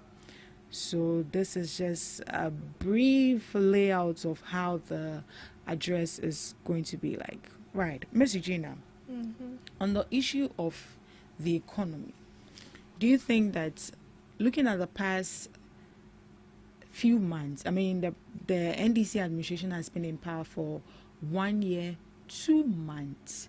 Looking at the state of the economy, what would you say? Okay, so looking at the state of the economy, I would say on a scale of 1 to 10, I would rate the economy probably 6 to 7% because it is gradually picking up, and comparing, not to politicize it, but I saw the economy some years back under the administration of our former president, that is Nana Addo Dankwa Akufo-Addo, and we saw certain things which we were not supposed to see. But once this current administration came into power, and also with the guidance and leadership of Finance Minister Dr. Kaiser Latofos, now I would say they are doing extremely well when it comes to the economy, and also our cost of living is quite good a bit, but not all that impressive, but it's impressive than before. And also I think the market women also play a role when it comes to the economy, because if our economy is doing marvelously well and our market women are still pricing exorbitant prices, we wouldn't see the effect of it. But I would say it's a good call. It's a good call. So let's look at inflation. Looking at where inflation is at now, I think inflation is at 5.4, if I'm not mistaken. I think the last time I saw 3 something. 3? I don't really Yeah. And they said that in 27 years, this is the first time Ghana is experiencing such a low inflation digit. But looking at inflation, when last did you go to the market and you heard that there's been an increase in prices? Because that's how the inflation works. Increase in prices, I don't think so. But our market women, things are less, but they will still charge exorbitant prices. But for me personally, I always go to the market, but I buy things at a lesser price. So yeah. So far so good. You see that the things on goods and services, I mean the prices of goods and services have been stabilized for quite some time now. Right. Miss Debbie, you're welcome. Thank you. Right. So on the issue of SONA, we just read a brief layout of how it's going to be like, and SONA is expected to be presented to the citizens, I mean to we Ghanaians, at exactly 10 a.m. today. President John Dramani Mahama will be sharing with us what he has been able to achieve so far and the roadmap for this particular year. Your thought on that, please? Yeah, I think we are expecting a lot to brief us on some promises he made, how far he was able to fulfill it, the ones he has not been able to fulfill, and then proactive measures that have been put in place looking forward that by the time he's done he will be able to complete that. I would say I think I chance on some of the things we'll be talking about today, and it will be based on education will be part. I think 2 things that I've noticed was, I think he said they will, with the education aspect, they are going to include sign language, teaching of sign language in our schools from primary to senior high school. where students are going to learn, how to do the Musai part. Yes. So that is very, very important as well. And then the second part, I can't really remember, but there are 2 new things that has been included in the education sector. And I know definitely he's going to base on the economy as one. He will talk about that.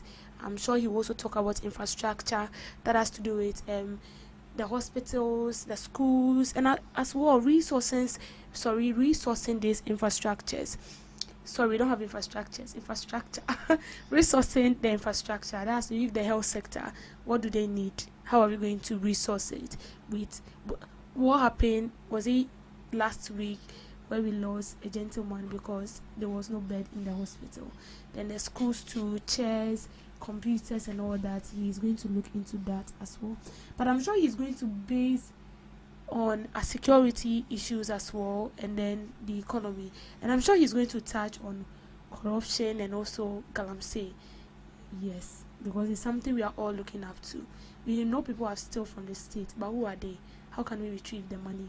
Do we have the assurance in him? He has to make us have this assurance in him that before he leaves power, these people will be brought to book. Those money will also be retrieved. So in his past 1 year, he read the SONA. That was his first State of Nation address, where he said he would do a couple of things. He was able to do some. We saw him fulfilling some of the promises, like the scrapping of the levies, the nuisance taxes. He did that as well. He also brought on board a lot of initiatives to help create jobs. This job issue has made me remember recently in Parliament, the majority leader said they've created 1 million jobs. Every committee came, we see, hey! Majority leader. Ayariga, Mahama Ayariga. He said the NDC government in the past 1 year have created 1 million jobs, and I shouted. Where are their jobs? Where are their jobs? So I shouted, I was like, oh, come on, you don't say that. Because you can say you brought out initiative to get the youth on board. People. But if you say you've created 1 million jobs, where are they? Because we personally cannot see any jobs on ground. If there are jobs, why are people still complaining? Why do we have graduates graduating and still complain that they're not being employed? So it should tell you that there is more to do with employment issue. So with the State of Nation address to be read by 10 a.m., we are expecting nothing but the best. And we hope that it goes in favor of the citizens, and in good faith, things that will be laid on board will resonate with that of the ordinary Ghanaian. Right. Now let's look at the economy. Would you say that since they've been in power so far, the economy has been stabilized, or you think there's more to do? The economy has been stabilized, but there is still more to do. So previously, the cedi to the dollar was not correlating. We had issues where the dollar to the cedi is always rising, and then when you go to the market, things became so expensive. I remember somewhere last year or last 2 years to December, and it was worse. You go to buy something today, and then not even the next day, the next minute, like it has been increased. So it became a headache for people, because every day you wake up, you eat. Okay, when you go to market to buy stuff and it has been increased, automatically it distorts your budget, it distorts your plan. It makes the cost of living so difficult. And so when this current administration came on board, they sort of stabilizing the cedi, and truly we saw the cedi stabilized enough. We saw that prices of goods and services were reduced.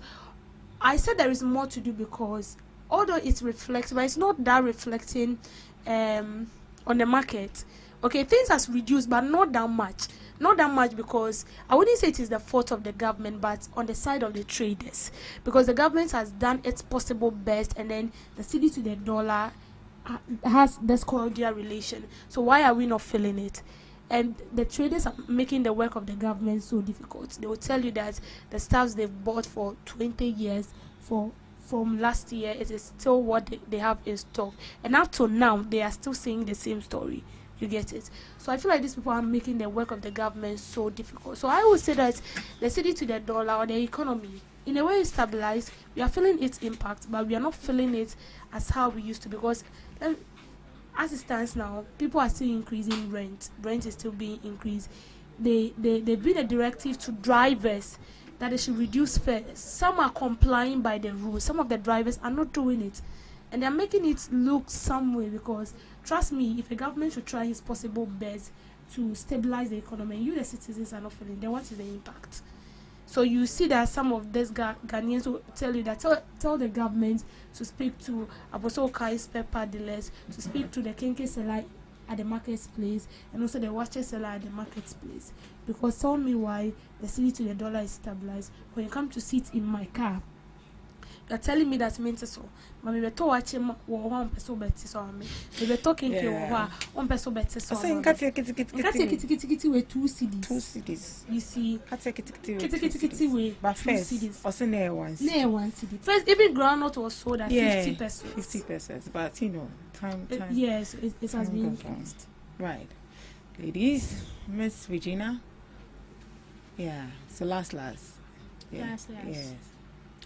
With the Suna, I wish President John Dramani Mahama all the best, because definitely after the Suna, I know that the MPP would be holding press conference to criticize everything he said.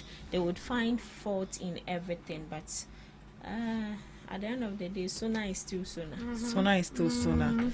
I'm just hoping that the president hits on the things that we are. He will hit, especially cocoa. He will hit, especially corruption. He will hit, especially corruption. He will hit.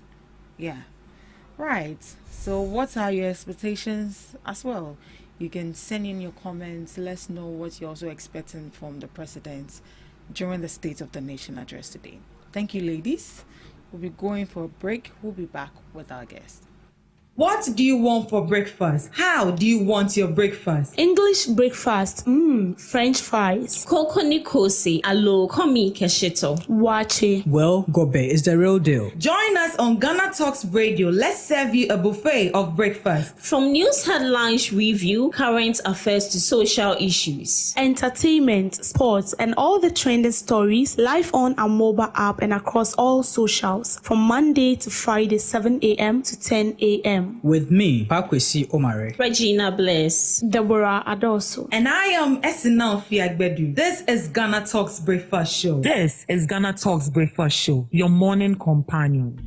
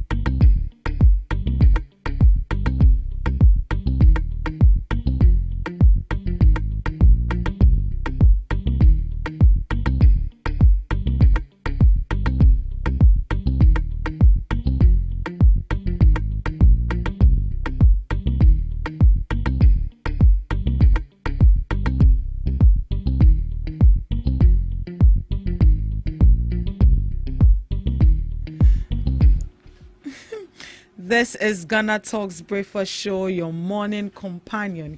You're welcome to the second segment of the Ghana Talks Breakfast Show right here on Ghana Talks Radio.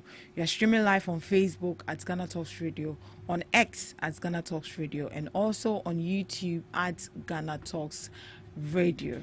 And I must say that this morning we are going to be having a very insightful conversation right here in the studios. And seated right here in the studios with me is my honorable and knowledgeable guest who will be diving into the main topic for discussion this morning. Right. You always know that we have only two political parties right here in Ghana, the NPP and the NDC. For those calling for a third force, you say embasso, no, won't forget, won't pay baby infa. People have already made up their mind. They said it's the Ghanaian mentality. Even if you say you are tired of the NPP and the NDC, we have the PPP and co. Why haven't we seen them vote for them? So please, They say we have only 2 political parties, and as you know, we want to have a very balanced conversation right here in the studios. So we have from the camp of the NPP and also from the camp of the NDC. As usual, we have Mr. Chambers, Emmanuel Chambers from the NPP, sitting right here. He's itching. He just can't wait to, dive into the topic for discussion. And we also have Mr. Emmanuel Durobon, the NDC National Communications team member. Good morning to you, gentlemen, and you are welcome to the show. Good morning. Why is Mr. Emmanuel smiling at you like that? Maybe I've met my friend we met some time ago. Oh, you guys are friends? You see, they are friends, so. But honestly, when I saw the flyer, I was like, this people, why did you even do that? Why? You can't cook him. Is he your senior? Oh, no, but looking at the topic, it's not something that he doesn't even have much to say. Why you say he doesn't have much to say? The expectations and the highlights is already within, and it's in the eyes of every Ghanaian. So, I don't really know. But then let's give him a time to see if he can prove us wrong. Please, do not underestimate his calmness. Not at all. He's not that calm. Mr. Emmanuel. My beautiful sister. Good morning. Good morning. How are you doing? By His grace, I'm doing well. Let me begin by thanking Ghana Talk Radio. I think I've been an ardent fan for this particular show. And the information you display out here, you are really contributing your quota to national development. And I want to urge you guys on to continue. Thank you. There are challenges, there are turmoils and turbulence along the line. But I mean, as human as we are, we always have to try for the better. And I want to use this opportunity to thank you for the good work that you guys are doing. And also to begin by saying that today is a special day. I mean, one of the days that every Ghanaians can't wait, especially in a matter of hours coming, where I mean the fragrance will be ignited once again. And for my colleagues, for them, I think we have to have an orientation for them as well. That politics is not merely just by gaslighting. I mean, not just by misleading the people, but sometimes speaking to issues at hand. Then the Ghanaian sitting at home, after listening to you, can appreciate the fact available to make a decisive decision. But when it does appear because of purpose of political points, at any tangent or at any angle we have to go to explore, I think that is not good for democracy. And so we are here once again to let Ghanaians know the true state of the nation. Not necessarily a disguised state or a purported state, but the true and true state. So, my sister, thank you once again for being here at GhanaTalks Show. Oh, thank you too for honoring our invitation. But it's been a while we saw you. Yes, I mean, the money has come, so you projected us. No, not money has come. The point is that I'm in school. Okay. So sometimes school activities also take me out. I get it. But we always be together. You always be together. Infinitum. Hey, this is what they say. And not the latter end. No, let me make this one. See, Ghana Talk, I like the principle of which you're operating. It is a platform that gradually is unearthing, I mean, good potential for democratic space. And I think if I'm not mistaken, my brother is a beneficiary here. I've watched his submission. Sometimes he sounds very mischief, but you see that that thing is in him. So I would advise him to take away that element of mischief and face the fact as it is. I think Prince is really a beneficiary here. I think and myself as well. I think a couple of them. Yes, a couple of them. So it's good. We have always said that in every encounter, when you meet 10 people, you meet wrong 10 out of the 10. You meet 6 people who are not good, but among the 10, there will always be 1 people. And for my friend and myself, Prince, we are part of the good people, and so we always be together. You've been vindicated, Mr. Chambers. Yes, madam. This morning, in a few hours to come, the president will be addressing us the State of the Nation Address 2026. We saw the State of the Nation Address. Relax, calm down. I don't know why he's already laughing. Relax, calm down. I'm not the person, I'm afraid. You don't worry at all. You have a lot of issues we need to address them, so don't worry at all. So in a few hours, the president will stand before us, in fact, in Parliament at exactly 10 o'clock a.m. to deliver the 2026 State of the Nation address, and which is actually a constitutional moment for all of us. It's actually something that goes on the camp. We saw the likes of the 2025 State of the Nation address. He made some promises. He addressed us. He told us the real State of the Nation address in terms of from the education sector, from the health, the energy sector, and all the vital sectors that, you know, play all the role they have to play to make sure that the Ghanaian citizen is actually satisfied. Exactly. And today, he'll be delivering SONA 2026. I want to ask a very objective, in being honest, void of politics. What is indeed the true state of the nation? Thank you so much for giving me the opportunity to contribute to the topic, to highlight, and also to, you know, put out certain expectations from the president today. Most of the Ghanaians really know the true state of the nation. Which is? And before I come to that, I would want to say that I am that kind of person that if I have to give recommendations, I'll give recommendations. And where I have to draw the attention of the government to, do better, I will do that. And so sometimes when we draw the attention of the government to where they have to do better, it's unfortunate our brothers from the other side, the NDC, would always say that we are doing propaganda, but that is not the case here. Respectfully, if you look at the true state of the nation address, there's nobody can say that the dollar has not come down. Nobody can say that there's no reduction in the fuel prices and some other things. But I want to look at it from that angle. If the dollar has come down, the fuel prices is down, and so many other things we can mention. Is it really reflecting in the true lives of the Ghanaians? Of the Ghanaian people. That is one thing I would want to say. For me, if I put all these things together, look at how look at the prices of goods and services in 2024, 2023 down. You understand that there's no any massive changes. Even though people projected that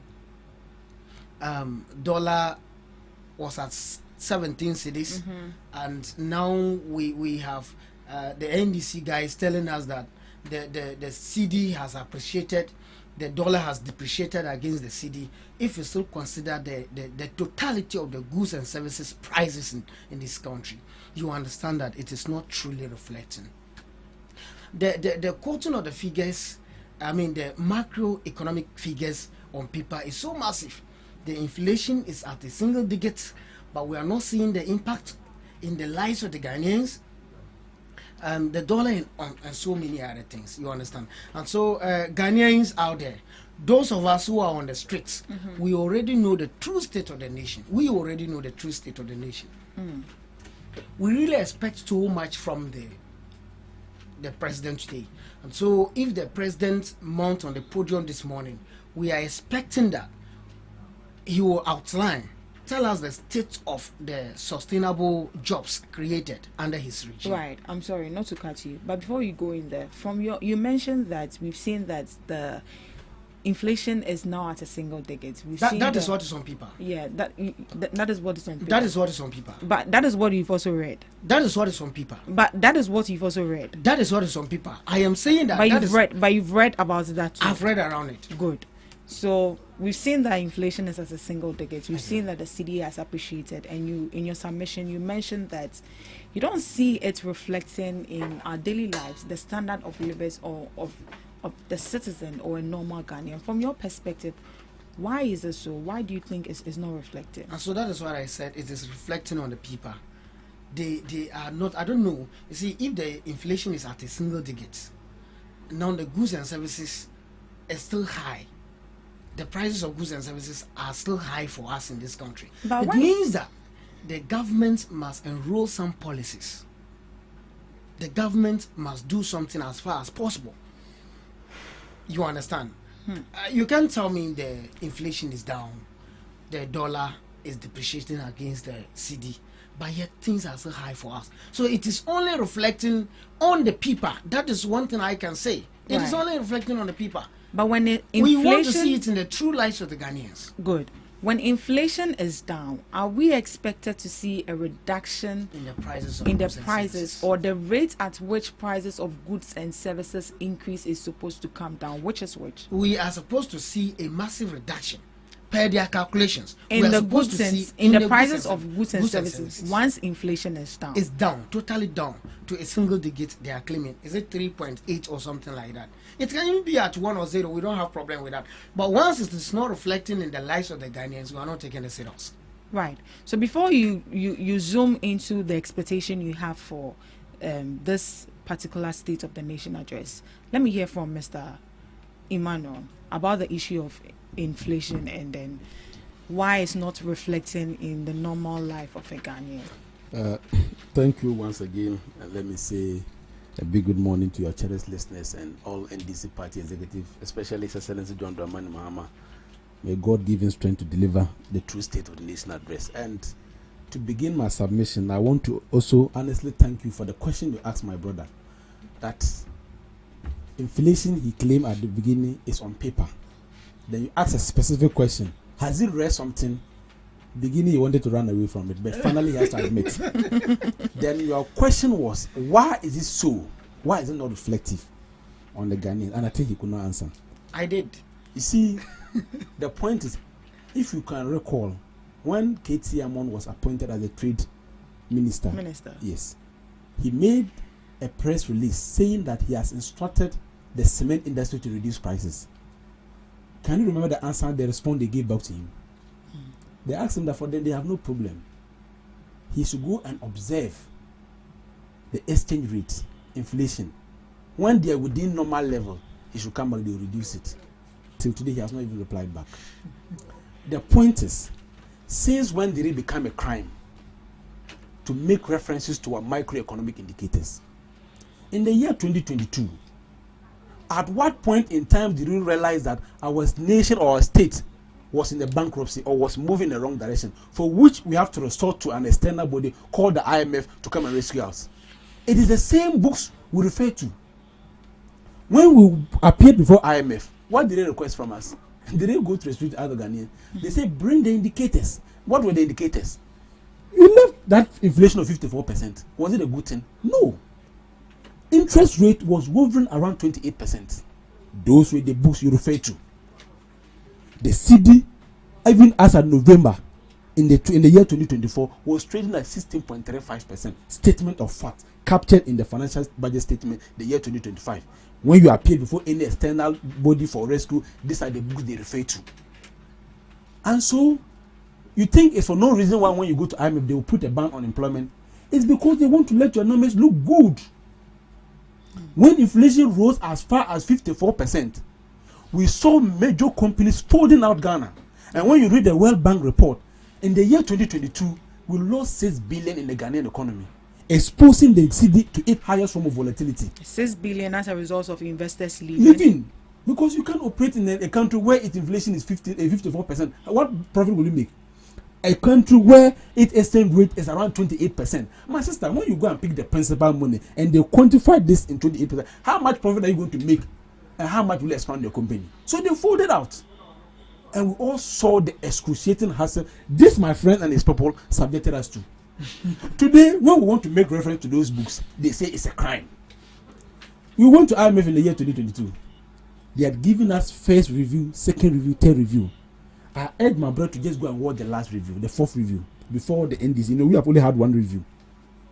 The IMF makes the point emphatically, without any ambiguity, that the slippages we suffered in the year 2024, under the guise of the stringent supervision of His Excellency John Dramani Mahama, at 240 and his cohort, the numbers are looking good. What does that tell you? It tells you that Ghana is at the right direction to make sure that we cannot attract investors. Why are the cocoa people suffering? Have you read the reforms we are talking about? Yeah. We are saying that we have to make the books of cocoa look good to attract investors to come and invest in the cocoa sector, so that it can bring a major benefit to the cocoa farmer. Is that not one of the reforms? So at any point, nobody should display or undermine microeconomic indicators looking good. But I understand the difficulty because they can achieve that. The point is that even when we went to IMF have projected that we have to do debt to GDP 45% in a matter of 10 years. Read my lips, 10 years. Let's even say that IMF was even being charitable, say 5 years. Atoforsen did that in a matter of 9 months, 1 year. Look at our debt to GDP. All these are indicators that what they look up to. Now, why are we not feeling it? And I'm always happy. Everybody in Ghana here knows that the government has done its part. And now the bigger challenge we are facing is about the Ghanaian citizens, not on the government. And recently, when His Excellency John Dramani Mahama had the dialogue with the private sector, the finance minister made that the government has done its part. Please also reduce your prices so that Ghanaians can enjoy the benefit. The reason is that Ghana will operate in the free market. This is not government policy. So it is at a time. Before I appeal to you, my sister, to tell you to do this, it means I have done my part. Yeah. Hasn't the government done its part? And so when I hear my friends talk about that, I saw Atoforsen, the minority leader yesterday, or the day before yesterday, Afenya Markin, on his feet. They are not failing it. They are not this. When you go to army, they will tell them, let your books look good before you can expand the economy. It is the reason why in the year 2027, when Atoforsen appeared to read the budget statement, he told us that now we have gained stability. What are we going to do? We are now going to focus solely on what job creation. What are the job creation? The government has told you and I, he's very aware, but he will not speak to it because it will not bear him out. The government has told us that we are going to expand the agri sector. How do we expand the agri sector? We are going to engage in 800,000 pound plantation, for which is going to create about 250,000 both direct and indirect jobs. The government has made an allocation of $500 million, equivalent to 6.9 billion Ghana cedis for that effect. Those are the critical questions you should be expecting today. And so for them, let's leave them. They can continue to be a judge in their own court. But Ghanaians know that the nation, true state of the economy is in the right direction. Thank you. Before I dive into the message, and I want to respond to something very important here. Something very important here. Okay. I wonder why the NDC communicators still sit on social media to say that the NPP criminally managed the economy. The economy we criminally managed. We left a GDP of 6.7 or 5.6. Yeah, I can't remember. But in fact, what we did at the GDP we left was able to sustain you for a time. That the same person we have as the president of this country today ruled this country some years back, and he left a very bad figure when it comes to the country's GDP. We are not talking about that. The IMF, the same IMF you are saying that they are supporting, they are giving you some kind of beautiful compliments and all that, they are taking it for credit. The same IMF told you that what you are enjoying today is as a result of the fact that the previous administration, the Nana Bawumia-led administration, has laid a very good foundation of the economy, and that is what you are enjoying today. What are some of the things you put in place to physical discipline? He knows it. Physical discipline and some long-term economic policies. What are some of those policies? Listen, clearly, I want to tell you that the gold reserves, when Bawumia enrolled this policy, they were against it. Yesterday, you saw what the NDC is now trying to rebrand it and bring a different policy. Meanwhile, it is the same policy they are bringing to the system. I don't know where you get it. But why wasn't it able to work under your administration? No, it's a long term. I mean, when I say a long term, we projected that Ghanaians will see the good work the NPP government was putting in place, and then they'll bring back the NPP. So we decided that even if we are not in power, or even if we didn't win election, our interest is serving the Ghanaian people. That is why we laid those foundations for you. The IMF even told you that, look, whatever you are enjoying, always try to give credit to the previous administration. But you, in all your submissions and as part of your lamentations and all that, figures are quoted. Everything you will say it, but you never make references to the good, policies that we left for you. But that notwithstanding, I wouldn't want to respond. I don't know since you wanted to. Can I go ahead? So based on what my sister, I won't get a minute to just finish this matter before. Your time will come. So you can just pinpoint them down, and then when I give you that chance, you can use a bit of your minute. That's fine. That's fine. React to what he said. So based on what you said you have seen on paper and based on what you said you have read, according to the economic indicators, would you say that the economy is stabilized or we are still in the fragile state? We are still in a very big fragile state.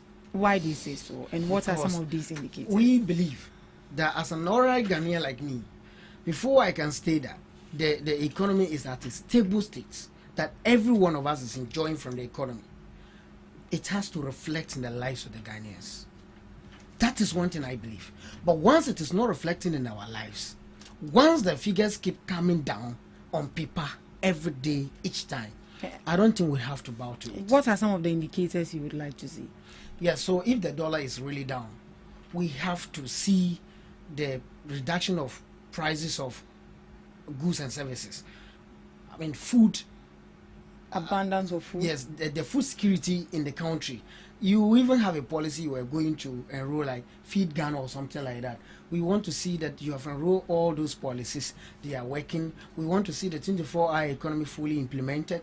And I have a lot. I don't want to submit myself here. I have a lot to say. And so it will be part of the reasons our expectations from the president today as well. And so there are a whole lot they know we are expecting from them. The ordinary Ghanaian, you see, the position of the NPP is to communicate for the ordinary Ghanaian on the streets. We don't merit down to that level of getting position for people to milk from it. This person is a presidential staffer, this your whoever. They are getting richer and richer every day. No, that is not our position. And if you look at the nature of NPP, we believe in the idea of everyone enjoying and not a cross-section of the people enjoying. Yeah, so we want to see the positive change. If I'm taking a car from here to Tamale, I want to see the massive reduction in the... But there've been a reduction in transport fares. Or? I mean, it uses to be 250 if you are taking OE. Now it's 240. What is the reduction? What is the difference? There's no any difference. You can check. So you are not grateful for the 10 cities? The 10 cities. Madam, we are saying that people said, we left the inflation at 50 something and now it is at 3 point something, a single digit. So if you calculatively look at it and if you do your calculations, it means we should have been taking a car from Tamale to Accra, let's say somewhere around 150 cities or less. Or less? Yes, that is it. But how much was it under your tenure? 250. It was 250. 250. And now this administration, they brought it to 240. And you're not happy with that? I am not saying I'm not happy. Like I said earlier on. But you wish there are more reduction. I don't even wish. They are saying that the inflation is down. Who are they? The NDC. You know the people I'm talking about. He's part of them. Now, how was the economy under your tenure? How was the economy under your tenure? To be honest, 2017 to 2020. We experienced the best from this country. The best. And that was why we were able to enroll a lot of our flagship policies within the first term of Nana Addo Dankwa Akufo-Addo. And what are some of those flagship? The free senior high school. When the NDC ran to IMF, they put a ban on the public sector employment. We canceled it and we enrolled. In fact, we created jobs for people. Some of the policies like planting for food and jobs, and a whole lot of them, we enrolled them. And so I believe that during the first term of Nana Addo Dankwa Akufo-Addo, we did perfectly well. And if you compare the first term of John Dramani Mahama to that of Nana Addo Dankwa Akufo-Addo, there are every indications that John Dramani Mahama did less as compared to Nana Addo Dankwa Akufo-Addo, even though we inherited a very bad figure of GDP, but we're able to stand on it. That was when people were singing Operation Put Our Lights On and all that. That was the time we inherited Doomsaw and all that. We stood on our grounds to fix the light, fix a lot for the Ghanaian people in this country. And so I believe that whatever it is, the MPP in the second term, I wouldn't say we did well or we didn't do well. There were some things we get right, some things we had wrong. There were challenges. Oh yes, there were some things we had right, some things we had wrong. You had wrong. Yes, right. But that is not to say that we didn't completely do anything. We did things better. You understand? Yeah. But in any case, can we talk about things that we had wrongs without mentioning the global pandemic? We can't. The Russia-Ukraine and then the COVID-19. You know them well. Right. I'll be back. Ms. Emmanuel. On the economy. Yes, I think somebody told me that the difficult role today in Ghana is to be a communicator for the NPP. And it's true. I didn't believe that statement until today. My brother is a very good communicator, but he's struggling. So when you asked him, it's not only him, it's very characteristic of the NPP communicators. When you meet them on site, you know what they do. When you ask them a question, they end up by inviting a lot of conversation to the topic. So if you're not careful, you even take time responding without not speaking to the main issue. But I mean, I will not talk so much on that, just to let Ghanaians know what the government is doing. But before I do so, I have to respond to him. He talks about giving credit to the old government. My sister, is it not strange enough that we vote for you? In the Ghanaian constitution, it is stipulated that after every 4 years, we go into an electoral cycle, true or false? True. So we vote for you in the year 2020. You are sent the throne, or you are sworn into office in the year January 7th, 2021. Is that not the case? The following year, which is 2022, you roll out a policy. That is what they are saying. That gold for oil, gold for reserves. My sister, and for a period of 2 years, we could not feel the impact. You say Ghana should bring you back to come and give us another policy, then we will languish and suffer for about 2 years again. What is the point I'm trying to make? You said you brought up gold for oil, gold for reserves. I will know in this country, when Miracle Boachi, a senior communicator in your party, told us that if the NDC was at the helms of affairs, the Ghanaian cedi would have been 20 to 25 Ghanaian cedi. Did he say that or he didn't say that? What has changed? Atufosin has come, has managed the cedi well, because you have no modicum or respect for the Ghanaian people.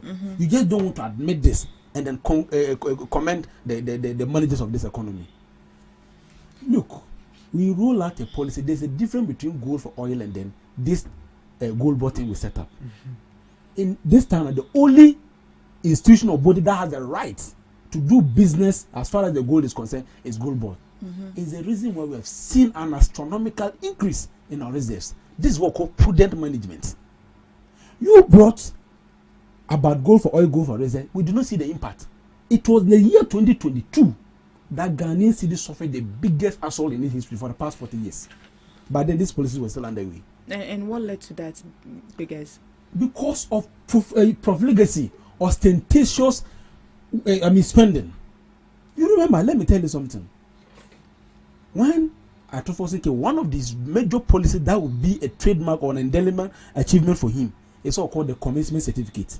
Said that a sector minister cannot go and award a contract without the financial minister giving clearance to that contract. And when we came, we were saddled with huge debt. He knows that for a fact. The ECG alone is owing 68 billion Ghana cedi. When we want to mention this figure, they say we should not mention. But when he started, he said Nanado did very well in his first term. Ask him what are some of the metrics for which Nanado did well. He will start to mention figures. But when the NDC want to mention, it's a crime. Since when did you adopt this norm?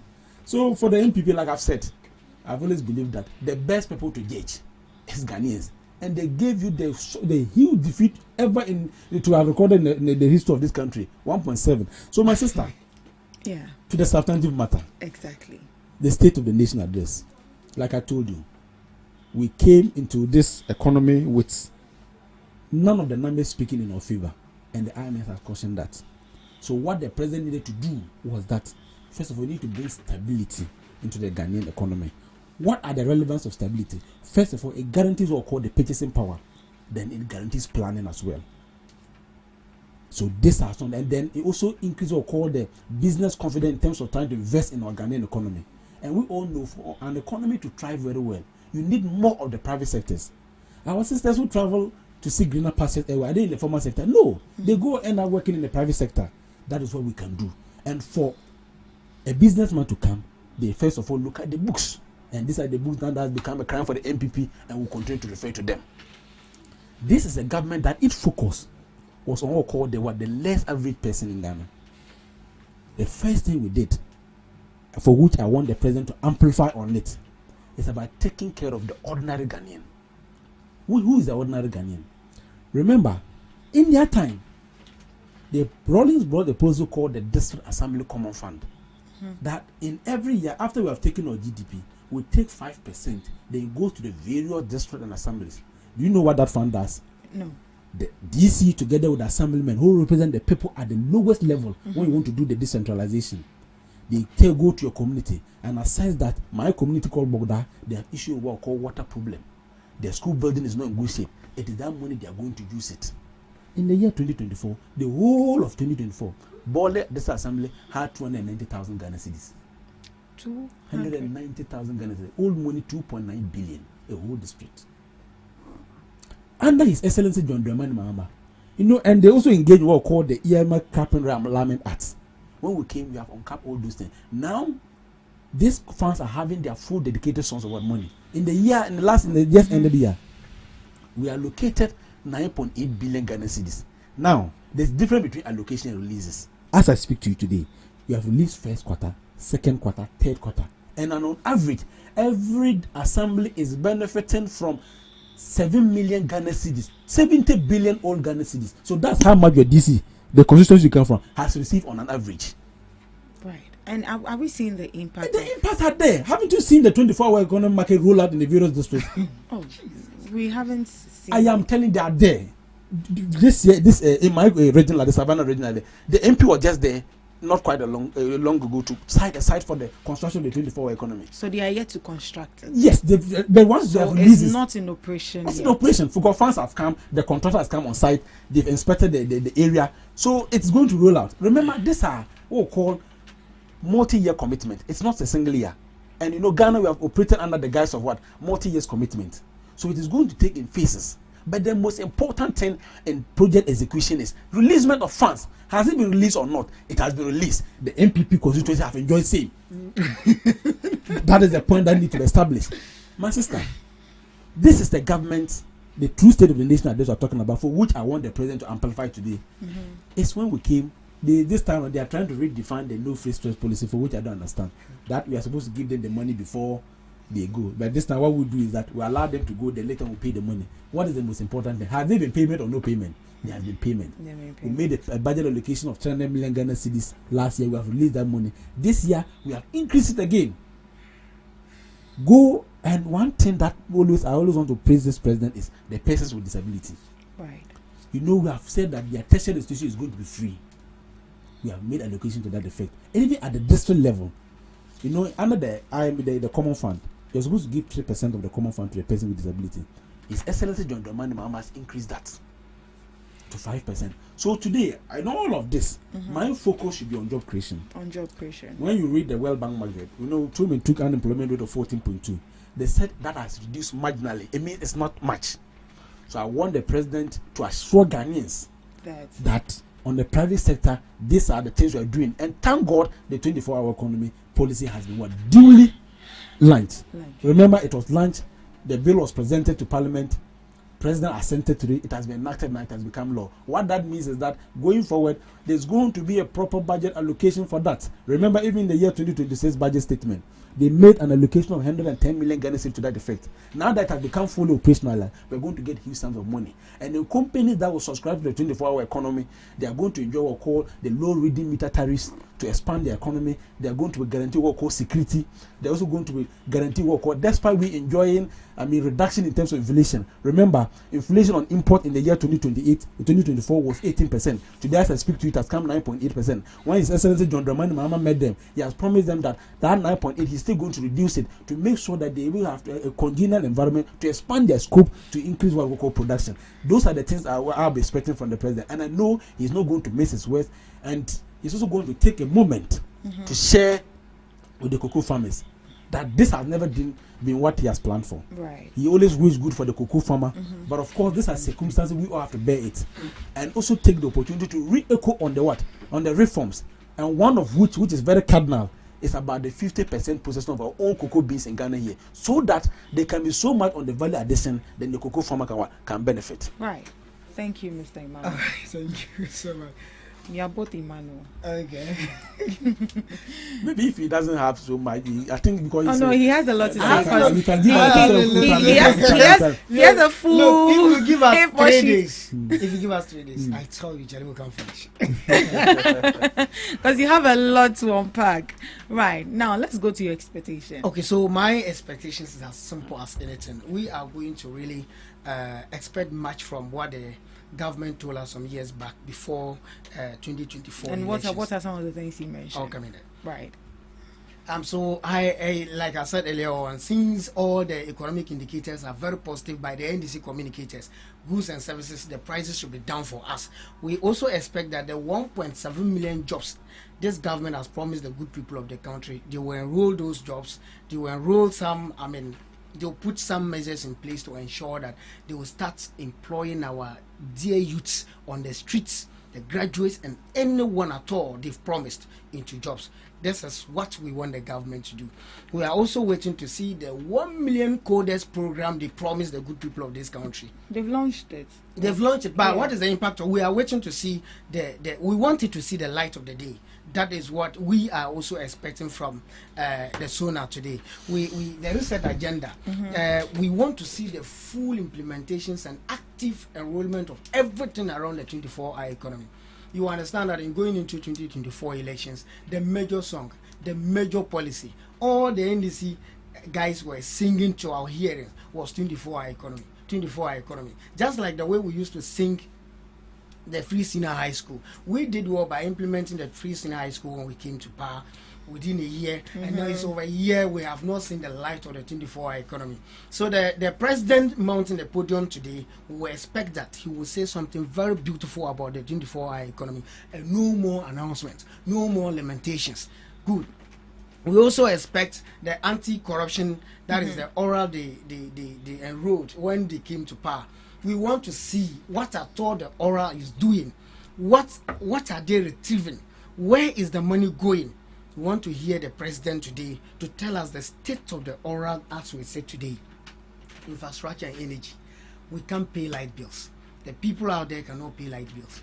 The light bill or the household or business that survived 400 Ghana cedis in 2024 for a month in buying electricity. Now 1,400 cannot even take care of that household or business. People are dying out there. Electricity has become so expensive for us. So the electricity tariffs should be reviewed. The president should say something today to favor every Ghanaian child. In my community where I'm coming from, a lot of the guys' lives has been disconnected because they cannot pay light. They can't pay light bill. And so water bills as well. We are expecting them to do something about the water bill. It's high. My house, I tell you, we used to pay something like 35 Ghana cedis. Today, I tell you, if they give you the water bill, it's above 100 Ghana cedis. I listened to my lecturer that was on Wednesday. He complained bitterly, a lecturer that is an NDC member. We all know him on campus, saying that, in fact, the water bill has been increased, and that is very bad. And that's one of the things he doesn't like about the current government. So we are expecting that the president will address the water bill today. We are also expecting, to see some of the constituencies like Zabzugu, Willensi, Bimbila, some other constituencies. We want to see this their so-called big push. We are not seeing anything about big push in those districts. Right. So we expect the government to do something about it. Accra Tamale High Express, is it Accra Kumasi Expressway? We want to see the president talking about it today. It's one of our expectations. We are waiting for them to say it. Now, when we come to the taxation, I don't know. They promised they were going to cancel or scrap off some taxes. No doubt about it. But they have introduced a lot of taxes, as we said, that a common Ghanaian child cannot afford. What are some of those taxes? Like I mentioned earlier, the electricity tariffs. Sorry, electricity tariffs. Calm down. We have also seen the the D levy. I think 2 days today they took off our lights somewhere 2 o'clock in the night, and it was the following day we saw light again. So the D levy should serve its purpose. Was there any communique as to why they Nothing. took the right? But are you aware they are doing maintenance in some maintenance for the where? In some areas. If they do maintenance in the night, not at all, madam. So you don't sanitation. The increment of sanitation levy, most of us cannot afford. So please, we are begging. I think the sanitation levy is too much. It's too much for us. We are saying how much is the levy? They should tell us, but I know that. No, but you said it's too much. Even if it is 0.1, even if it is 0.1, it's a task. Do you know how much they are making from it? So how much do you want to pay? Look, we will not even be surprised if they cancel it and all that. Now, the issue of agriculture, as we said, or everyone, I'm coming. The issue of agriculture is we expect a lot from the government, and so you must let us speak the voice of the masses. You must let us speak. Today we must speak what the ordinary Ghanaian is expecting. We expect that the producer prices of cocoa will not be affected. The president must say something about it today. We expect that all the borders that have closed down for the exportation of the cereals, soya beans, maize, what have you, the people are crying, farmers are crying. We expect that the government, the president mounting the podium today, will speak about it so that they can allow all the cereals to travel outside this country so that farmers will at least find peace. They will make sure they will give some kind of hope to the cocoa farmers. So we are expecting that today. Let me say this: if the government should mount, if the president should mount the podium, come out from the chamber without saying something that will make the farmers smile. It is time for us to hit the streets and register our displeasure and call on the government to withdraw the current agric minister, Honorable Eric Opoku. That office, that ministry is so redundant that nothing is ongoing there. And the man has proven to every Ghanaian child that he is one of the most incompetent ministers among all the ministers appointed by John Dramani Mahama, His Excellency. No doubt about it. Let's put that on record. So you've not seen the rollout of the Nkokon Kitten, or that one is not from? My community, we are not enjoying anything. You are not enjoying it. Most of the constituencies, we are not enjoying anything. So if you sit down and give maybe chickens to just 2-3 politicians, and you are taking camera and painting it on social media to appear as if you are doing a lot. No, that is not the kind of things we want to see. We want to feel it. We want to feel the NDC leadership. Let us feel the leadership. Now, health side and education. I tell you, the president must tell us that they have secured funds and they'll be paying the teachers that are teaching, that have been teaching for time now without payment. Nurses that have been going to suffer, nurses that have been rendering services to this country without payment. We expect the government or the president to say something that will make them smile. Enough of the announcements, enough of the lamentations, enough of the excuses. We are no longer interested in any excuse. Today, in today's zona, for how long? For how long haven't the nurses been paid? You know it. I know it. He knows it. Me, I don't that know. It's over a year, more than 11 months. They've not been paid. The teachers are also there. More than 11 months. They've not been paid. What at all are they feeding on? The 20% they've promised the teachers from the rural areas. The 20% they promised the teachers. 20% what? I think it was allowances. They promised the 20% allowances for the teachers who are at the rural areas. The teachers are asking for their money. We want the president to say something about it today. We want the president to say something about it. The Agenda 111, they promised they were going to continue. The Agenda 111, they said it was of good standing after the forensic, they conducted a forensic something, I can't remember. Audit. That's a forensic audit. They said it was of good standing and they will continue it. We are waiting. The 600 chip compound, the health minister promised these people after winning the election and was doing campaign with it. We are expecting them to say something about it. Rent, we cannot pay. The rent, in fact, everyone is crying out there. Honorable John DeMello told us that he would champion the reduction of rents in this country if the constituency elect him as a member of parliament. They have given him that mandate. He's in parliament today. He's very quiet. what is going on. We can't afford to pay rent. I am telling you, if you go to stand by someone today, 600 Ghana cedis cannot even afford you a room for a month. What is going on? So we are expecting a lot from the government, and so as the president, the head of state, mounts the podium today to represent his people, we expect him to say something that will make every Ghanaian child smile. And to end it all, the AI Galamsey fight, we are waiting for them to enroll the AI Galamsey fight. That his ministers in cabinet told us that the ending Galamsey is just about months and weeks. It's long overdue. The activities of Galamsey has been tripled. Mr. Emmanuel, please, if you have a way of helping us, we those from the Galamsey areas, we are crying. Talk to your government on our behalf. You are a media house. I want to use this media house to plead with John Dramani Mahama, His Excellency. Please, he should get in touch with his boys that promise us that they can end Galamsey within a month. The AI Galamsey fight, they should enroll it. The Naimos are tired. They cannot help us. We need the 44 zones they promised us in the Galamsey areas. We are crying. We are tired. The youth are crying. So we really expect more from them, but for the sake of time, let me end it here. Mr. Chambers. This is rather Chambers. Mr. Chambers. Yes, Gay. You have pointed out your expectations. Few of them. Few of them. Yes. You actually pointed out everything. No, not everything. Not everything.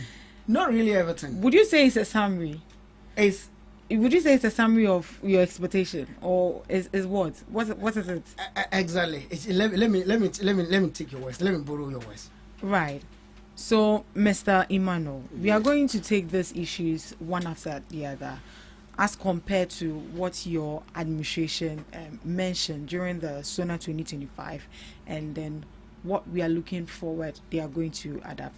So let's start from the bottom where you ended, which is the issue of illegal mining. During SONA 2025, you mentioned a couple of strategies you were going to bring on board to make sure that they fight illegal mining. But as it stands now, it's not like they say, but we've seen it for ourselves. We've seen that you've put some measures in place. Recently, yesterday, we saw that you mentioned you were going to deploy military personnel and even build camps in the red zones to make sure that we eradicate this menace. We've seen the NIMOS. We've also seen the Blue Water Guards. We've also seen some other task force. We've seen that at least you are putting in some efforts, but they are not enough. There are still issues. There are still problems to that. Looking at all of this, what can you say to that? What are your thoughts, and what should we be expecting from the president again this time around?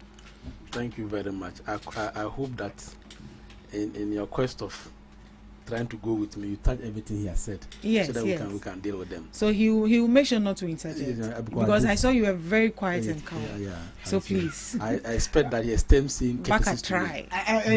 He knows I respect him as a brother, so I won't do that. But unless otherwise you are trying to cook something that so you can write it down. I see you have a paper. No, so my you point is full, so it's full. Extra sheets. But anyway, just don't let my friend to make any statement that will deceive the people. Okay. Just be realistic. Just tell the truth. For me, I don't entertain lies. Mr. Pano, please let's proceed. You should be assured that one of my trademarks is I don't engage in mischief. If it doesn't favor me, I thought I don't comment on it. But to say I want to peddle falsehood, I don't do that. Right. Now to the Galamsey issues. Yes, I appreciate it, and I will not say because I'm from the government, I want to see that we have arrived as where we want to be as far as Galamsey is concerned. But my major issue is when our friends try to create an impression as though Galamsey today is worse off in their time, that is where my difficulty is. But when the calls become that, yes, His Excellency John Dramani Mahama, we've seen a lot of reforms, but those reforms are not enough. Can you intensify it? That is a conversation we all can welcome. But today, let me pardon him on that aspect. He said that they are still crying. Yes, it can be true, because as I told you, Galamsey today in some areas is still ongoing. Yeah, that one, no two ways about that. But let's also acknowledge the interventions of the government and we can make headway. You know, one norm that we need to learn as Ghanaians is that, first of all, let's start what we call the sandwich approach. We appreciate the good, commend the person, and urge the person to do more. Right. Because we're still seeing the canker. And I've always said that the water body that flows to the house does not know me as an NDC, doesn't know you as an MPP. It means that it is a survival imperative for which we all must stand out in fighting it head on. Like you just outlined, and I thank you. I want to respect your enormous intelligence on the reform the government brought. You've said it all. For the first time, we have allocated 150 million Ghana cedis for 9 months in fighting Galamsey. We've all seen the resistance, the community resistance. What does that tell you? It tells you that the institution or the body called 9 months, they are at work. If they are not working, will you see resistance? You don't see resistance. And we've seen the Blue Water guys. Go to my own community constituency, Bole Bamboy, at the Black Voter. They are there. And I can tell you for a matter of fact that though gone are the days where people used to mine on the Black Voter, today it is no more there. So if not for anything at all, look, you can make a survey. Regardless of the state of Galamsey today, the water body mining of Galamsey today has improved significantly. That we cannot run away from it. And one thing the government today is doing is that you just ask the guys that for us for the first time in so many years, reclamation has become an order as far as the Galamsey areas are concerned. Of course, it might not be the best, but there is some element of reclamation, and that is what we are always preach for. So yes, we welcome that call that yes, if you are from I don't know where, for them, when they come to cocoa, every MPP communicator has a father. Yes, it's a cocoa farmer. So I want to also believe that he's also from a Galamsey man area. But we accept that. No two ways about that. His Excellency is going to tackle on that, and then we'll make it. So that's what I can say. So on the issue of illegal mining, should we be expecting more stringent measures? Yes, of course. I think a couple of months ago, the forestry task force, they conducted an interview with one of their heads, and they're also doing a great job. But he raised some issues about they not having protective, bulletproof and all of that. I think that gears. Yes, protective gears. I think the government can, like he's saying, 9 months alone. If you look at the grievous of the or the weight of Galamsey effects, we need many institutions like 9 months. So the government can do same and also equip them so that we can see Galamsey. So I want to see more stringent measures coming out from that line. Right. Now let's go to youth unemployment. Yes. Youth unemployment is still a concern. Yes, major concern for us in this country, yes. Especially with those that have completed and graduated. We see a lot of students graduating, yes. And then you ask the question, so these people, would they get jobs at all? Yes. What should we be expecting from the president? Is there more initiative you are bringing on board to make sure that you employ these people, get to these people to work? So now, they always want to do politics with the 24-hour economy. Of course, that is what I expect of them to do. If it's equally the same. But the most important thing is that anybody who has keenly followed the NDC promise on the 24-hour economy, forget about the commentary or the preponderance that was made by the NDC communicators. But the binding contract, which is our manifesto, we stated there emphatically without any ambiguity that the 24-hour economy is going to be driven largely by the private sector. 70%. So now what do? We need to create that welcoming environment for the private sector to do and expand production. My sister, you know here, and I know you are very learned, for every country to do well, largely it's on the private sector, true or false. The government sector cannot do much. Yeah. And His Excellency John Dramani was saying that in as much as we are making the environment friendly for the business, the jobs they are going to create, it should be a sustainable and well-paying jobs. That is why the government is saying that this time around, let me take my time and enact a policy that will protect the 24-hour economy. This our friends cannot wait. And they are forcing us that when they came, they lang or called the free senior high school. Today, it has become law. And I'm saying that what I want the president to do is that he should pay so much attention to that place, because unemployment remains a threat for us. But once there's so much unemployment, everybody wants to make a living. Whatsoever means they want to make a living, that one nobody knows. And some end up in some of this robbery, which is not good for us. So the government should make sure that they incentivize that. And what is the incentive? What are they going to do? Proper allocation to that effect, so that it can allow in for more companies to subscribe in. Of course, he has started the indication. 110 million Ghana cedis in 2025. Maybe in the coming years, we can begin to see run the budget allocation running into billions. So that at least the economy can grow and grow well. the business community can take advantage and expand, and then that is where we can absorb most of our youth. A typical example, look at the media space, the number of employment they're creating. Are they government workers? No, it's the private sector. It's the private sector. Look at a company like the pharmaceutical companies.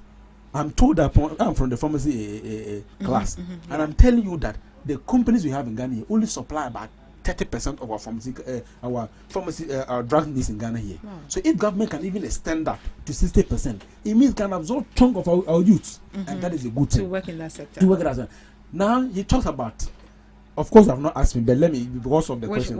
He was talking about that Greek, and then he was. I don't know whether he has a personal issue with the man. No. I don't know. But he always bash him. Yes, but that is not the case. If you're looking for one of because I'm a farmer. If you're looking for one of the hardworking ministers under this administration, you can't mention one two without mentioning the Greek minister. You know why? But for his knowledge, the cocoa sector is no more under the Greek ministry. Currently, it's under Minister of Finance. Right. So you cannot want to apportion mishandling there to the Agric minister. That you should know that. Okay.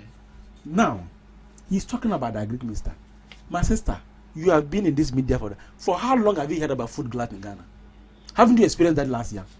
To the extent that the buffer stock, the government of the day released 200 million Ghana cedis for them to go and buy excess food in the market, and that money finished within a month of 2 months.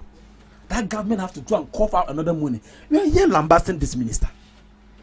Haven't you seen the minister launch an operationalize what called the Operation Feed Ghana? Then he says that it's not happening. What constituency are you coming from? That was good. Good. I want after this show, pick a phone and call your DC. How many checks has he received at his district? He will tell you. I did my research before coming. And then your research did not. When I went for this Xmas break, I went. Look, do you know? For a matter of fact, they distributed all the. Or no, they've made the registration for all the Hukon Ketenkete, and then when they come, they're just going to release it to the farmers. Okay. This year, our target is on piggery. It's still under the handiwork of the Agric minister. I mean, hasn't the Agric minister for the first time going to secure about $100 million of loan from Brazil to come and put up a monumental edifice that is what called the processing factory after the Hukon Ketenkete is nurtured? Is he not aware of that? What performance does he want? Is the reason why I want to listen to him? I want to say maybe he has. Was your brother looking for the Agric minister that he was not giving that then? But for a matter of fact, he is one of the sectoral ministers that is doing very, very well. Right. So yesterday, some traders from the Mokola markets staged a protest. Issues of rents and then all of that. And in the midst of that, we also saw some people pleading on the government which are actually farmers. They brought in goods which are food products, plantain, cassava, and then all of that. And they made mention that people are actually not buying, so they are pleading on the government to do something. If the government can buy these food products and maybe send it to the government institution or maybe to the schools to cook for them or whatsoever. I think if you have observed something, one of the lieutenant governments is His Excellency John Dramani Mahama, especially this is second administration. That is a very good call, and that answers the question that the Agric minister is not performing. So now, like I told you last year, we experienced it. First 100 million was released. Buffer stock goes back that it was not enough, and this year we made 200 million to that effect. So once they are still raising concern, I think the president will act swiftly.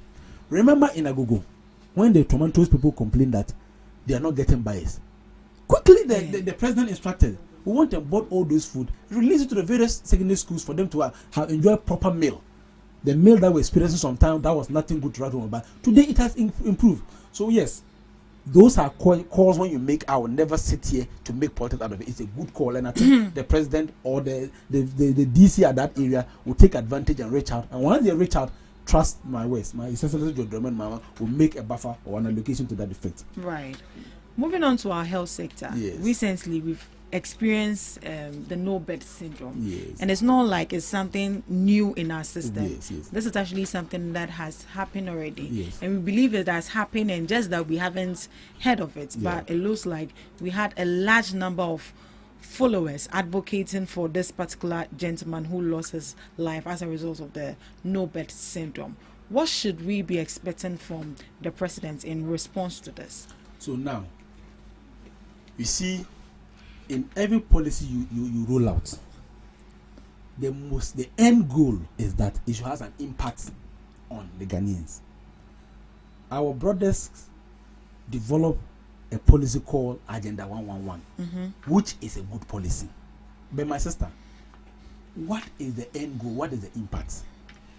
Before you left office, I want you to follow me with the conversation. Yes. Before you left office, you had spent $400 million on this Agenda 111. $400 million. Yes, not Ghana, say $400 million, out of which not even a single one was operational. I say that a Ghanaian can walk there and receive treatment. But were some built? Were some finished? You appreciate my point going forward. Some were even at the stage of about 90%. No two ways about that. But the conversation we're having is that, because if you look at the estimate that came out, every Agenda 111 hospital was paid at $18 million. So the question we're asking that, instead of splitting all this across without not completing one, at least focus on 50, finish it. But everybody knows that your end goal is that you want to do 101 hospitals. But you were able to achieve just 50. Yes. In the case of what we call the 120 free senior school that we're doing, we started some and we finished about 46, which is captured in the handing over note presented to Napu by then the education minister. Now who want to be vice president? So, my sister, that did not happen. When the NDC came, we did what we call an auditorate, and he made the point, and it's true. So many of them are in good standing, but it is not equipped. So what did the government do?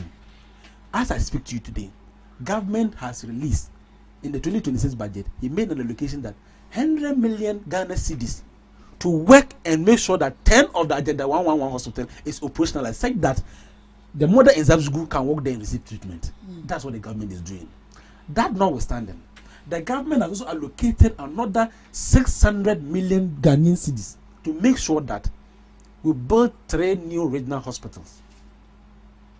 Remember, they expanded, they created 6 regions, and they did not build. The government of the day is saying that we're going to build 3. When we build them, what are we doing? We're expanding the health sector, especially the emergency units. That notwithstanding, most of the existing health facilities are not in good shape. What did the NDC government under His Excellency John Dramani Mahama do? He has allocated another 79 million Ghana cedis to make sure that we equip those hospitals. A typical example is Sunyani, where they even upgraded it to teaching hospital. I am telling you, for a matter of fact, for about a number of years, they do not even have an X-ray machine. And this is what the government is doing. So yes, we all have come to the realization that the low birth syndrome, like we said, this is a problem that far predates us. And if you look at even the standard review, I think I made this point in one of your sister stations when I appeared, that it needs to be expanded. A typical example is Confanoche. That is where I did my service, when I did my emergency course. And I'm telling you that, for a matter of fact, the emergency unit at Confanoche cannot admit people about 500 at a go. A teaching hospital that serves more than 5 regions. Look at the population of Ashanti region alone. About 4 million plus. Bono region, they bring their cases there. Bono is their bring. Ahafo they bring. Sometimes Savannah region. So it tells you that the available space as far as the emergency is concerned cannot match the numbers. But like I said, if they had completed their Farimilitary Hospital, that could have created a space. Today the government is saying that this year we're going to commission it. Once we finish this Agenda 111 hospital, the 10 of them, certainly emergency department are there. We are going to expand it. It is going to reduce the number. That does not even say that even when we are done with this 10, there will not be no birth syndrome. It is one at a time. You see, we live in a nation where we cannot claim that everything is all right. When you say that, you are not being fair. But the intention, the motive behind the decision of the government speaks to the direction that, given the opportunity with time, we are going to certainly solve some of these problems. Right. On the issue of corruption, bringing up OA was a very laudable idea from the NDC. But at a point, I think the people of Ghana got disappointed because the back and forth. So investigation. Yes, I won't let you. And then all of that. I won't let you. Well, what have you been able to achieve so far? And what should we expect? Look, truth be told, the challenges we are facing as far as prosecuting or fighting corruption, it has got nothing to do with NDC. But the fact is that it is a matter of system that is there. And it is a system that I personally believe that it needs to be changed, such that timeline should be set for cases. In Ghana here, we can fully matter for about 4 or 5 years. A typical example in the case of Opuni. What noise didn't they make about Opuni? Within 8 years, they didn't even finish it. They could not finish until this government came and entered what called the Nolly Protocol. The case of Adu. So it means that this is a system we all must speak to it, not necessarily try to level it to the doorsteps of the NDC. That I have a problem. Personally, oral, like I said, if you're not able to fight oral and oral well, the 2028 campaign, it will be difficult for us. But that notwithstanding, the government is doing something right in terms of fighting corruption. Which is what have you been able to achieve so far? You and I know the longevity it takes in prosecuting people. Can you say for a matter of fact that hasn't prosecution started? On which particular cases? Won't me know has about 3 cases standing. Hasn't it started? In the case of the National Service, Giftor Warren and the CEO, it has started. In the case of Buffer Stock, it has started. In the case of Mustafa Hamid, it has started. And these are very high risk cases, such that the said culprits, they are very rich to the extent that they can get the smartest lawyers in town that can drag this matter. That is where the call for reviewing the modality or the systems in terms of fighting corruption should come into play. So they will give timelines. Room to me communicator, probably not Poyando, came and made the point that the case of Room to me is going too fast. Haven't you heard that? Also, Moody has sent 2 months, 10 times to do. And His Excellency John Dramani Mahama, you remember somewhere last year, met the auditor, the Attorney General, so we can set a different court to deal with some of this matter, especially with issues about the auditor report that come out. So it's a call we all must champion. But my word still remains: don't come and create an impression as though the government is doing nothing about it. That is where my difficulty is. The intervention executed might not be fast, but there is an attempt. So my call and what I expect is that the president today should talk about it. Actions should be should happen such that these corruption cases can be done expeditiously, and also on national security. And let me say, thank the IGP. He's doing very well. But it tells you that there are so many of such cases ongoing, and I think the government should equip and give IGP all the needed support. His Excellency John Dramani Mahama, I know him. Anything that will make sure Ghana is in the right direction, he will always commit to it. So it's one of the things we expect. What about appointing a substantive defense minister? Well, it's a good call, and would you expect him to address that also? Yes, I fully said that. If you look at one of the persons who always get their decision right, especially in this our current democracy, it's none other but His Excellency John Dramani Mahama. If I'm in the capacity to advise him, I would say you should appoint. But once I'm not in that capacity, other reason that notwithstanding, I will not take that reason out of him. He knows what he's doing, and so it's what we can expect. Mr. Chambers, on the issue of accountability, what would you hold the government accountable for? Is there anything that they've done that you wish for them to be more transparent and account for? Well, with the issue of accountability, I think if you read our constitutions, the laws governing this country, there are already clear grounds that has spelled out how a government should be held accountable. The problem we have in this country sometimes, I actually don't want to boil this on MPP or NDC. The thing is, sometimes the people that are supposed to be held accountable are not really available, and they are not, when we elect people into positions, they are not just being accountable to us. And the independent bodies that are supposed to champion some of these things, I think they are also influenced by power or money. Sometimes I think whatever happens this time around, especially in the regime of NDC, it's in the dark. We don't really know whatever is going on. I recently listened to the Attorney General, and he made a statement and was accusing the head of the oral team, Honorable Akujetu, where he accused him of overstatement, that Akujetu Ablakwa already stated how much the oral will be retrieving, but then he was saying that having mentioned that amount of the money, it's like people are putting, like, there's pressure on his neck and all stuff. You see, so I believe that somewhere along the line, accountability is not all that straightforward. It's not transparent to us in a way. I think the constitutional guides to accountability is undermined in this country, and independent bodies, like I said earlier on, they are really not doing their best. For me, they are not really doing their best. Now we have some of the media houses that are now aligned with some political parties.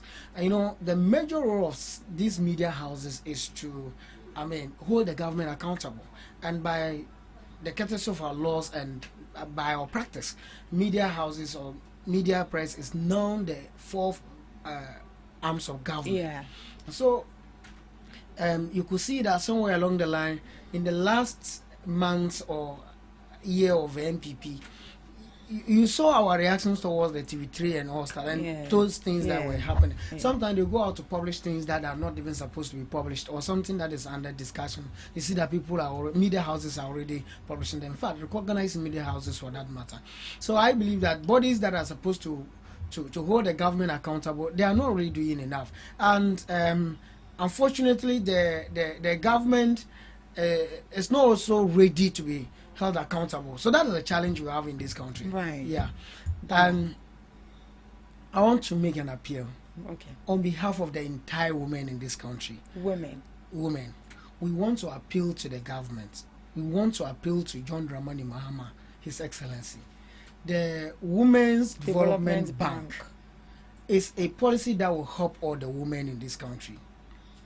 In the 2025 budget statement, they allocated a seed fund, 51.3 million Ghana cedis. Where is the money? The women are suffering. The women told us that they voted for the NDC because of this policy. Abba, they should at least do something about it. They should do something about it. We also want to let all the Ghanaian youths understand that the presidential advisor on the government's 24-hour economy, Kosetano, he has also made a statement that the formula they developed, job, 133, is not going to be possible. He said and has admitted that it's not going to be possible. So if we are sitting down waiting for the NDC government to enroll the formula of 133, forget it. Start doing something on your own. But please, today, as the president will be addressing us, he should say something about it. If they are going back to or treat the 24-hour economy, they should be clear to us so that we know what is going on, because most of us are waiting to see the light of the 24-hour economy so that all of us will be employed. It's an appeal. It's a special appeal. A very laudable one. Yeah. Thank you so much, Mr. Chambers. Mr. Emmanuel. Will he even respond? We are closing. Yeah, I think my brother made a point in line with the Women's Bank. I think let me tell him something, and then he should be well advised. You see, Ghana, we don't operate on what we call a single year budget expenditure. We operate on what we call a multi-year budget expenditure, such that as then when the year comes by, the scope expands and then different budget allocation comes in. A typical example is in the year 2025, when we look at the big push, we allocated 13.8 billion Ghana cedis for it. After the visibility and then everything came to play, in the year 2026, we made a budget allocation of 30.3 billion Ghana cedis for it. That notwithstanding, the Women Bank, in the year 2025, he quoted the figure very right, 51.8 billion Ghana cedis. Is it million Ghana cedis? Million Ghana cedis as seed capital. But he was quiet to mention how much was released or how much was allocated in the year 2026. That's where my difficulty is. So when that happened, there's a deliberate distortion of information. He just want to make a point that will go into a way. But for his knowledge, in the year 2026, the finance minister made a budget allocation of 401 million Ghana cedis, which is a standardized capital adequacy to set up a bank. These are not one-day job. So at least wait when the end year budget comes, then you can ask those questions. I can see that you're looking at your time very well, the way but that notwithstanding. So like I said, Ghanaians should not expect, Ghanaians should expect so much from the government, like the way we have been very truthful to them from the very beginning. Same is going to happen. And on my side, I just said clearly that expect nothing but a very transparent, truthful state of the nation from His Excellency John Dramani Mahama today. Right. Thank you so much, Mr. Emmanuel, and thank you so much, Mr. Emmanuel Chambers. We had such an insightful conversation right here in the studios. Thank you so much for joining us. I want to bring to your attention that we'll be streaming the State of the Nation address right here on GhanaTalks Radio. We are streaming live on Facebook at GhanaTalks Radio, on YouTube at GhanaTalks Radio, and also on X at GhanaTalks Radio. Make sure you make it a point to watch it and let's know the real state of the nation. Thank you so much. Do have a lovely day.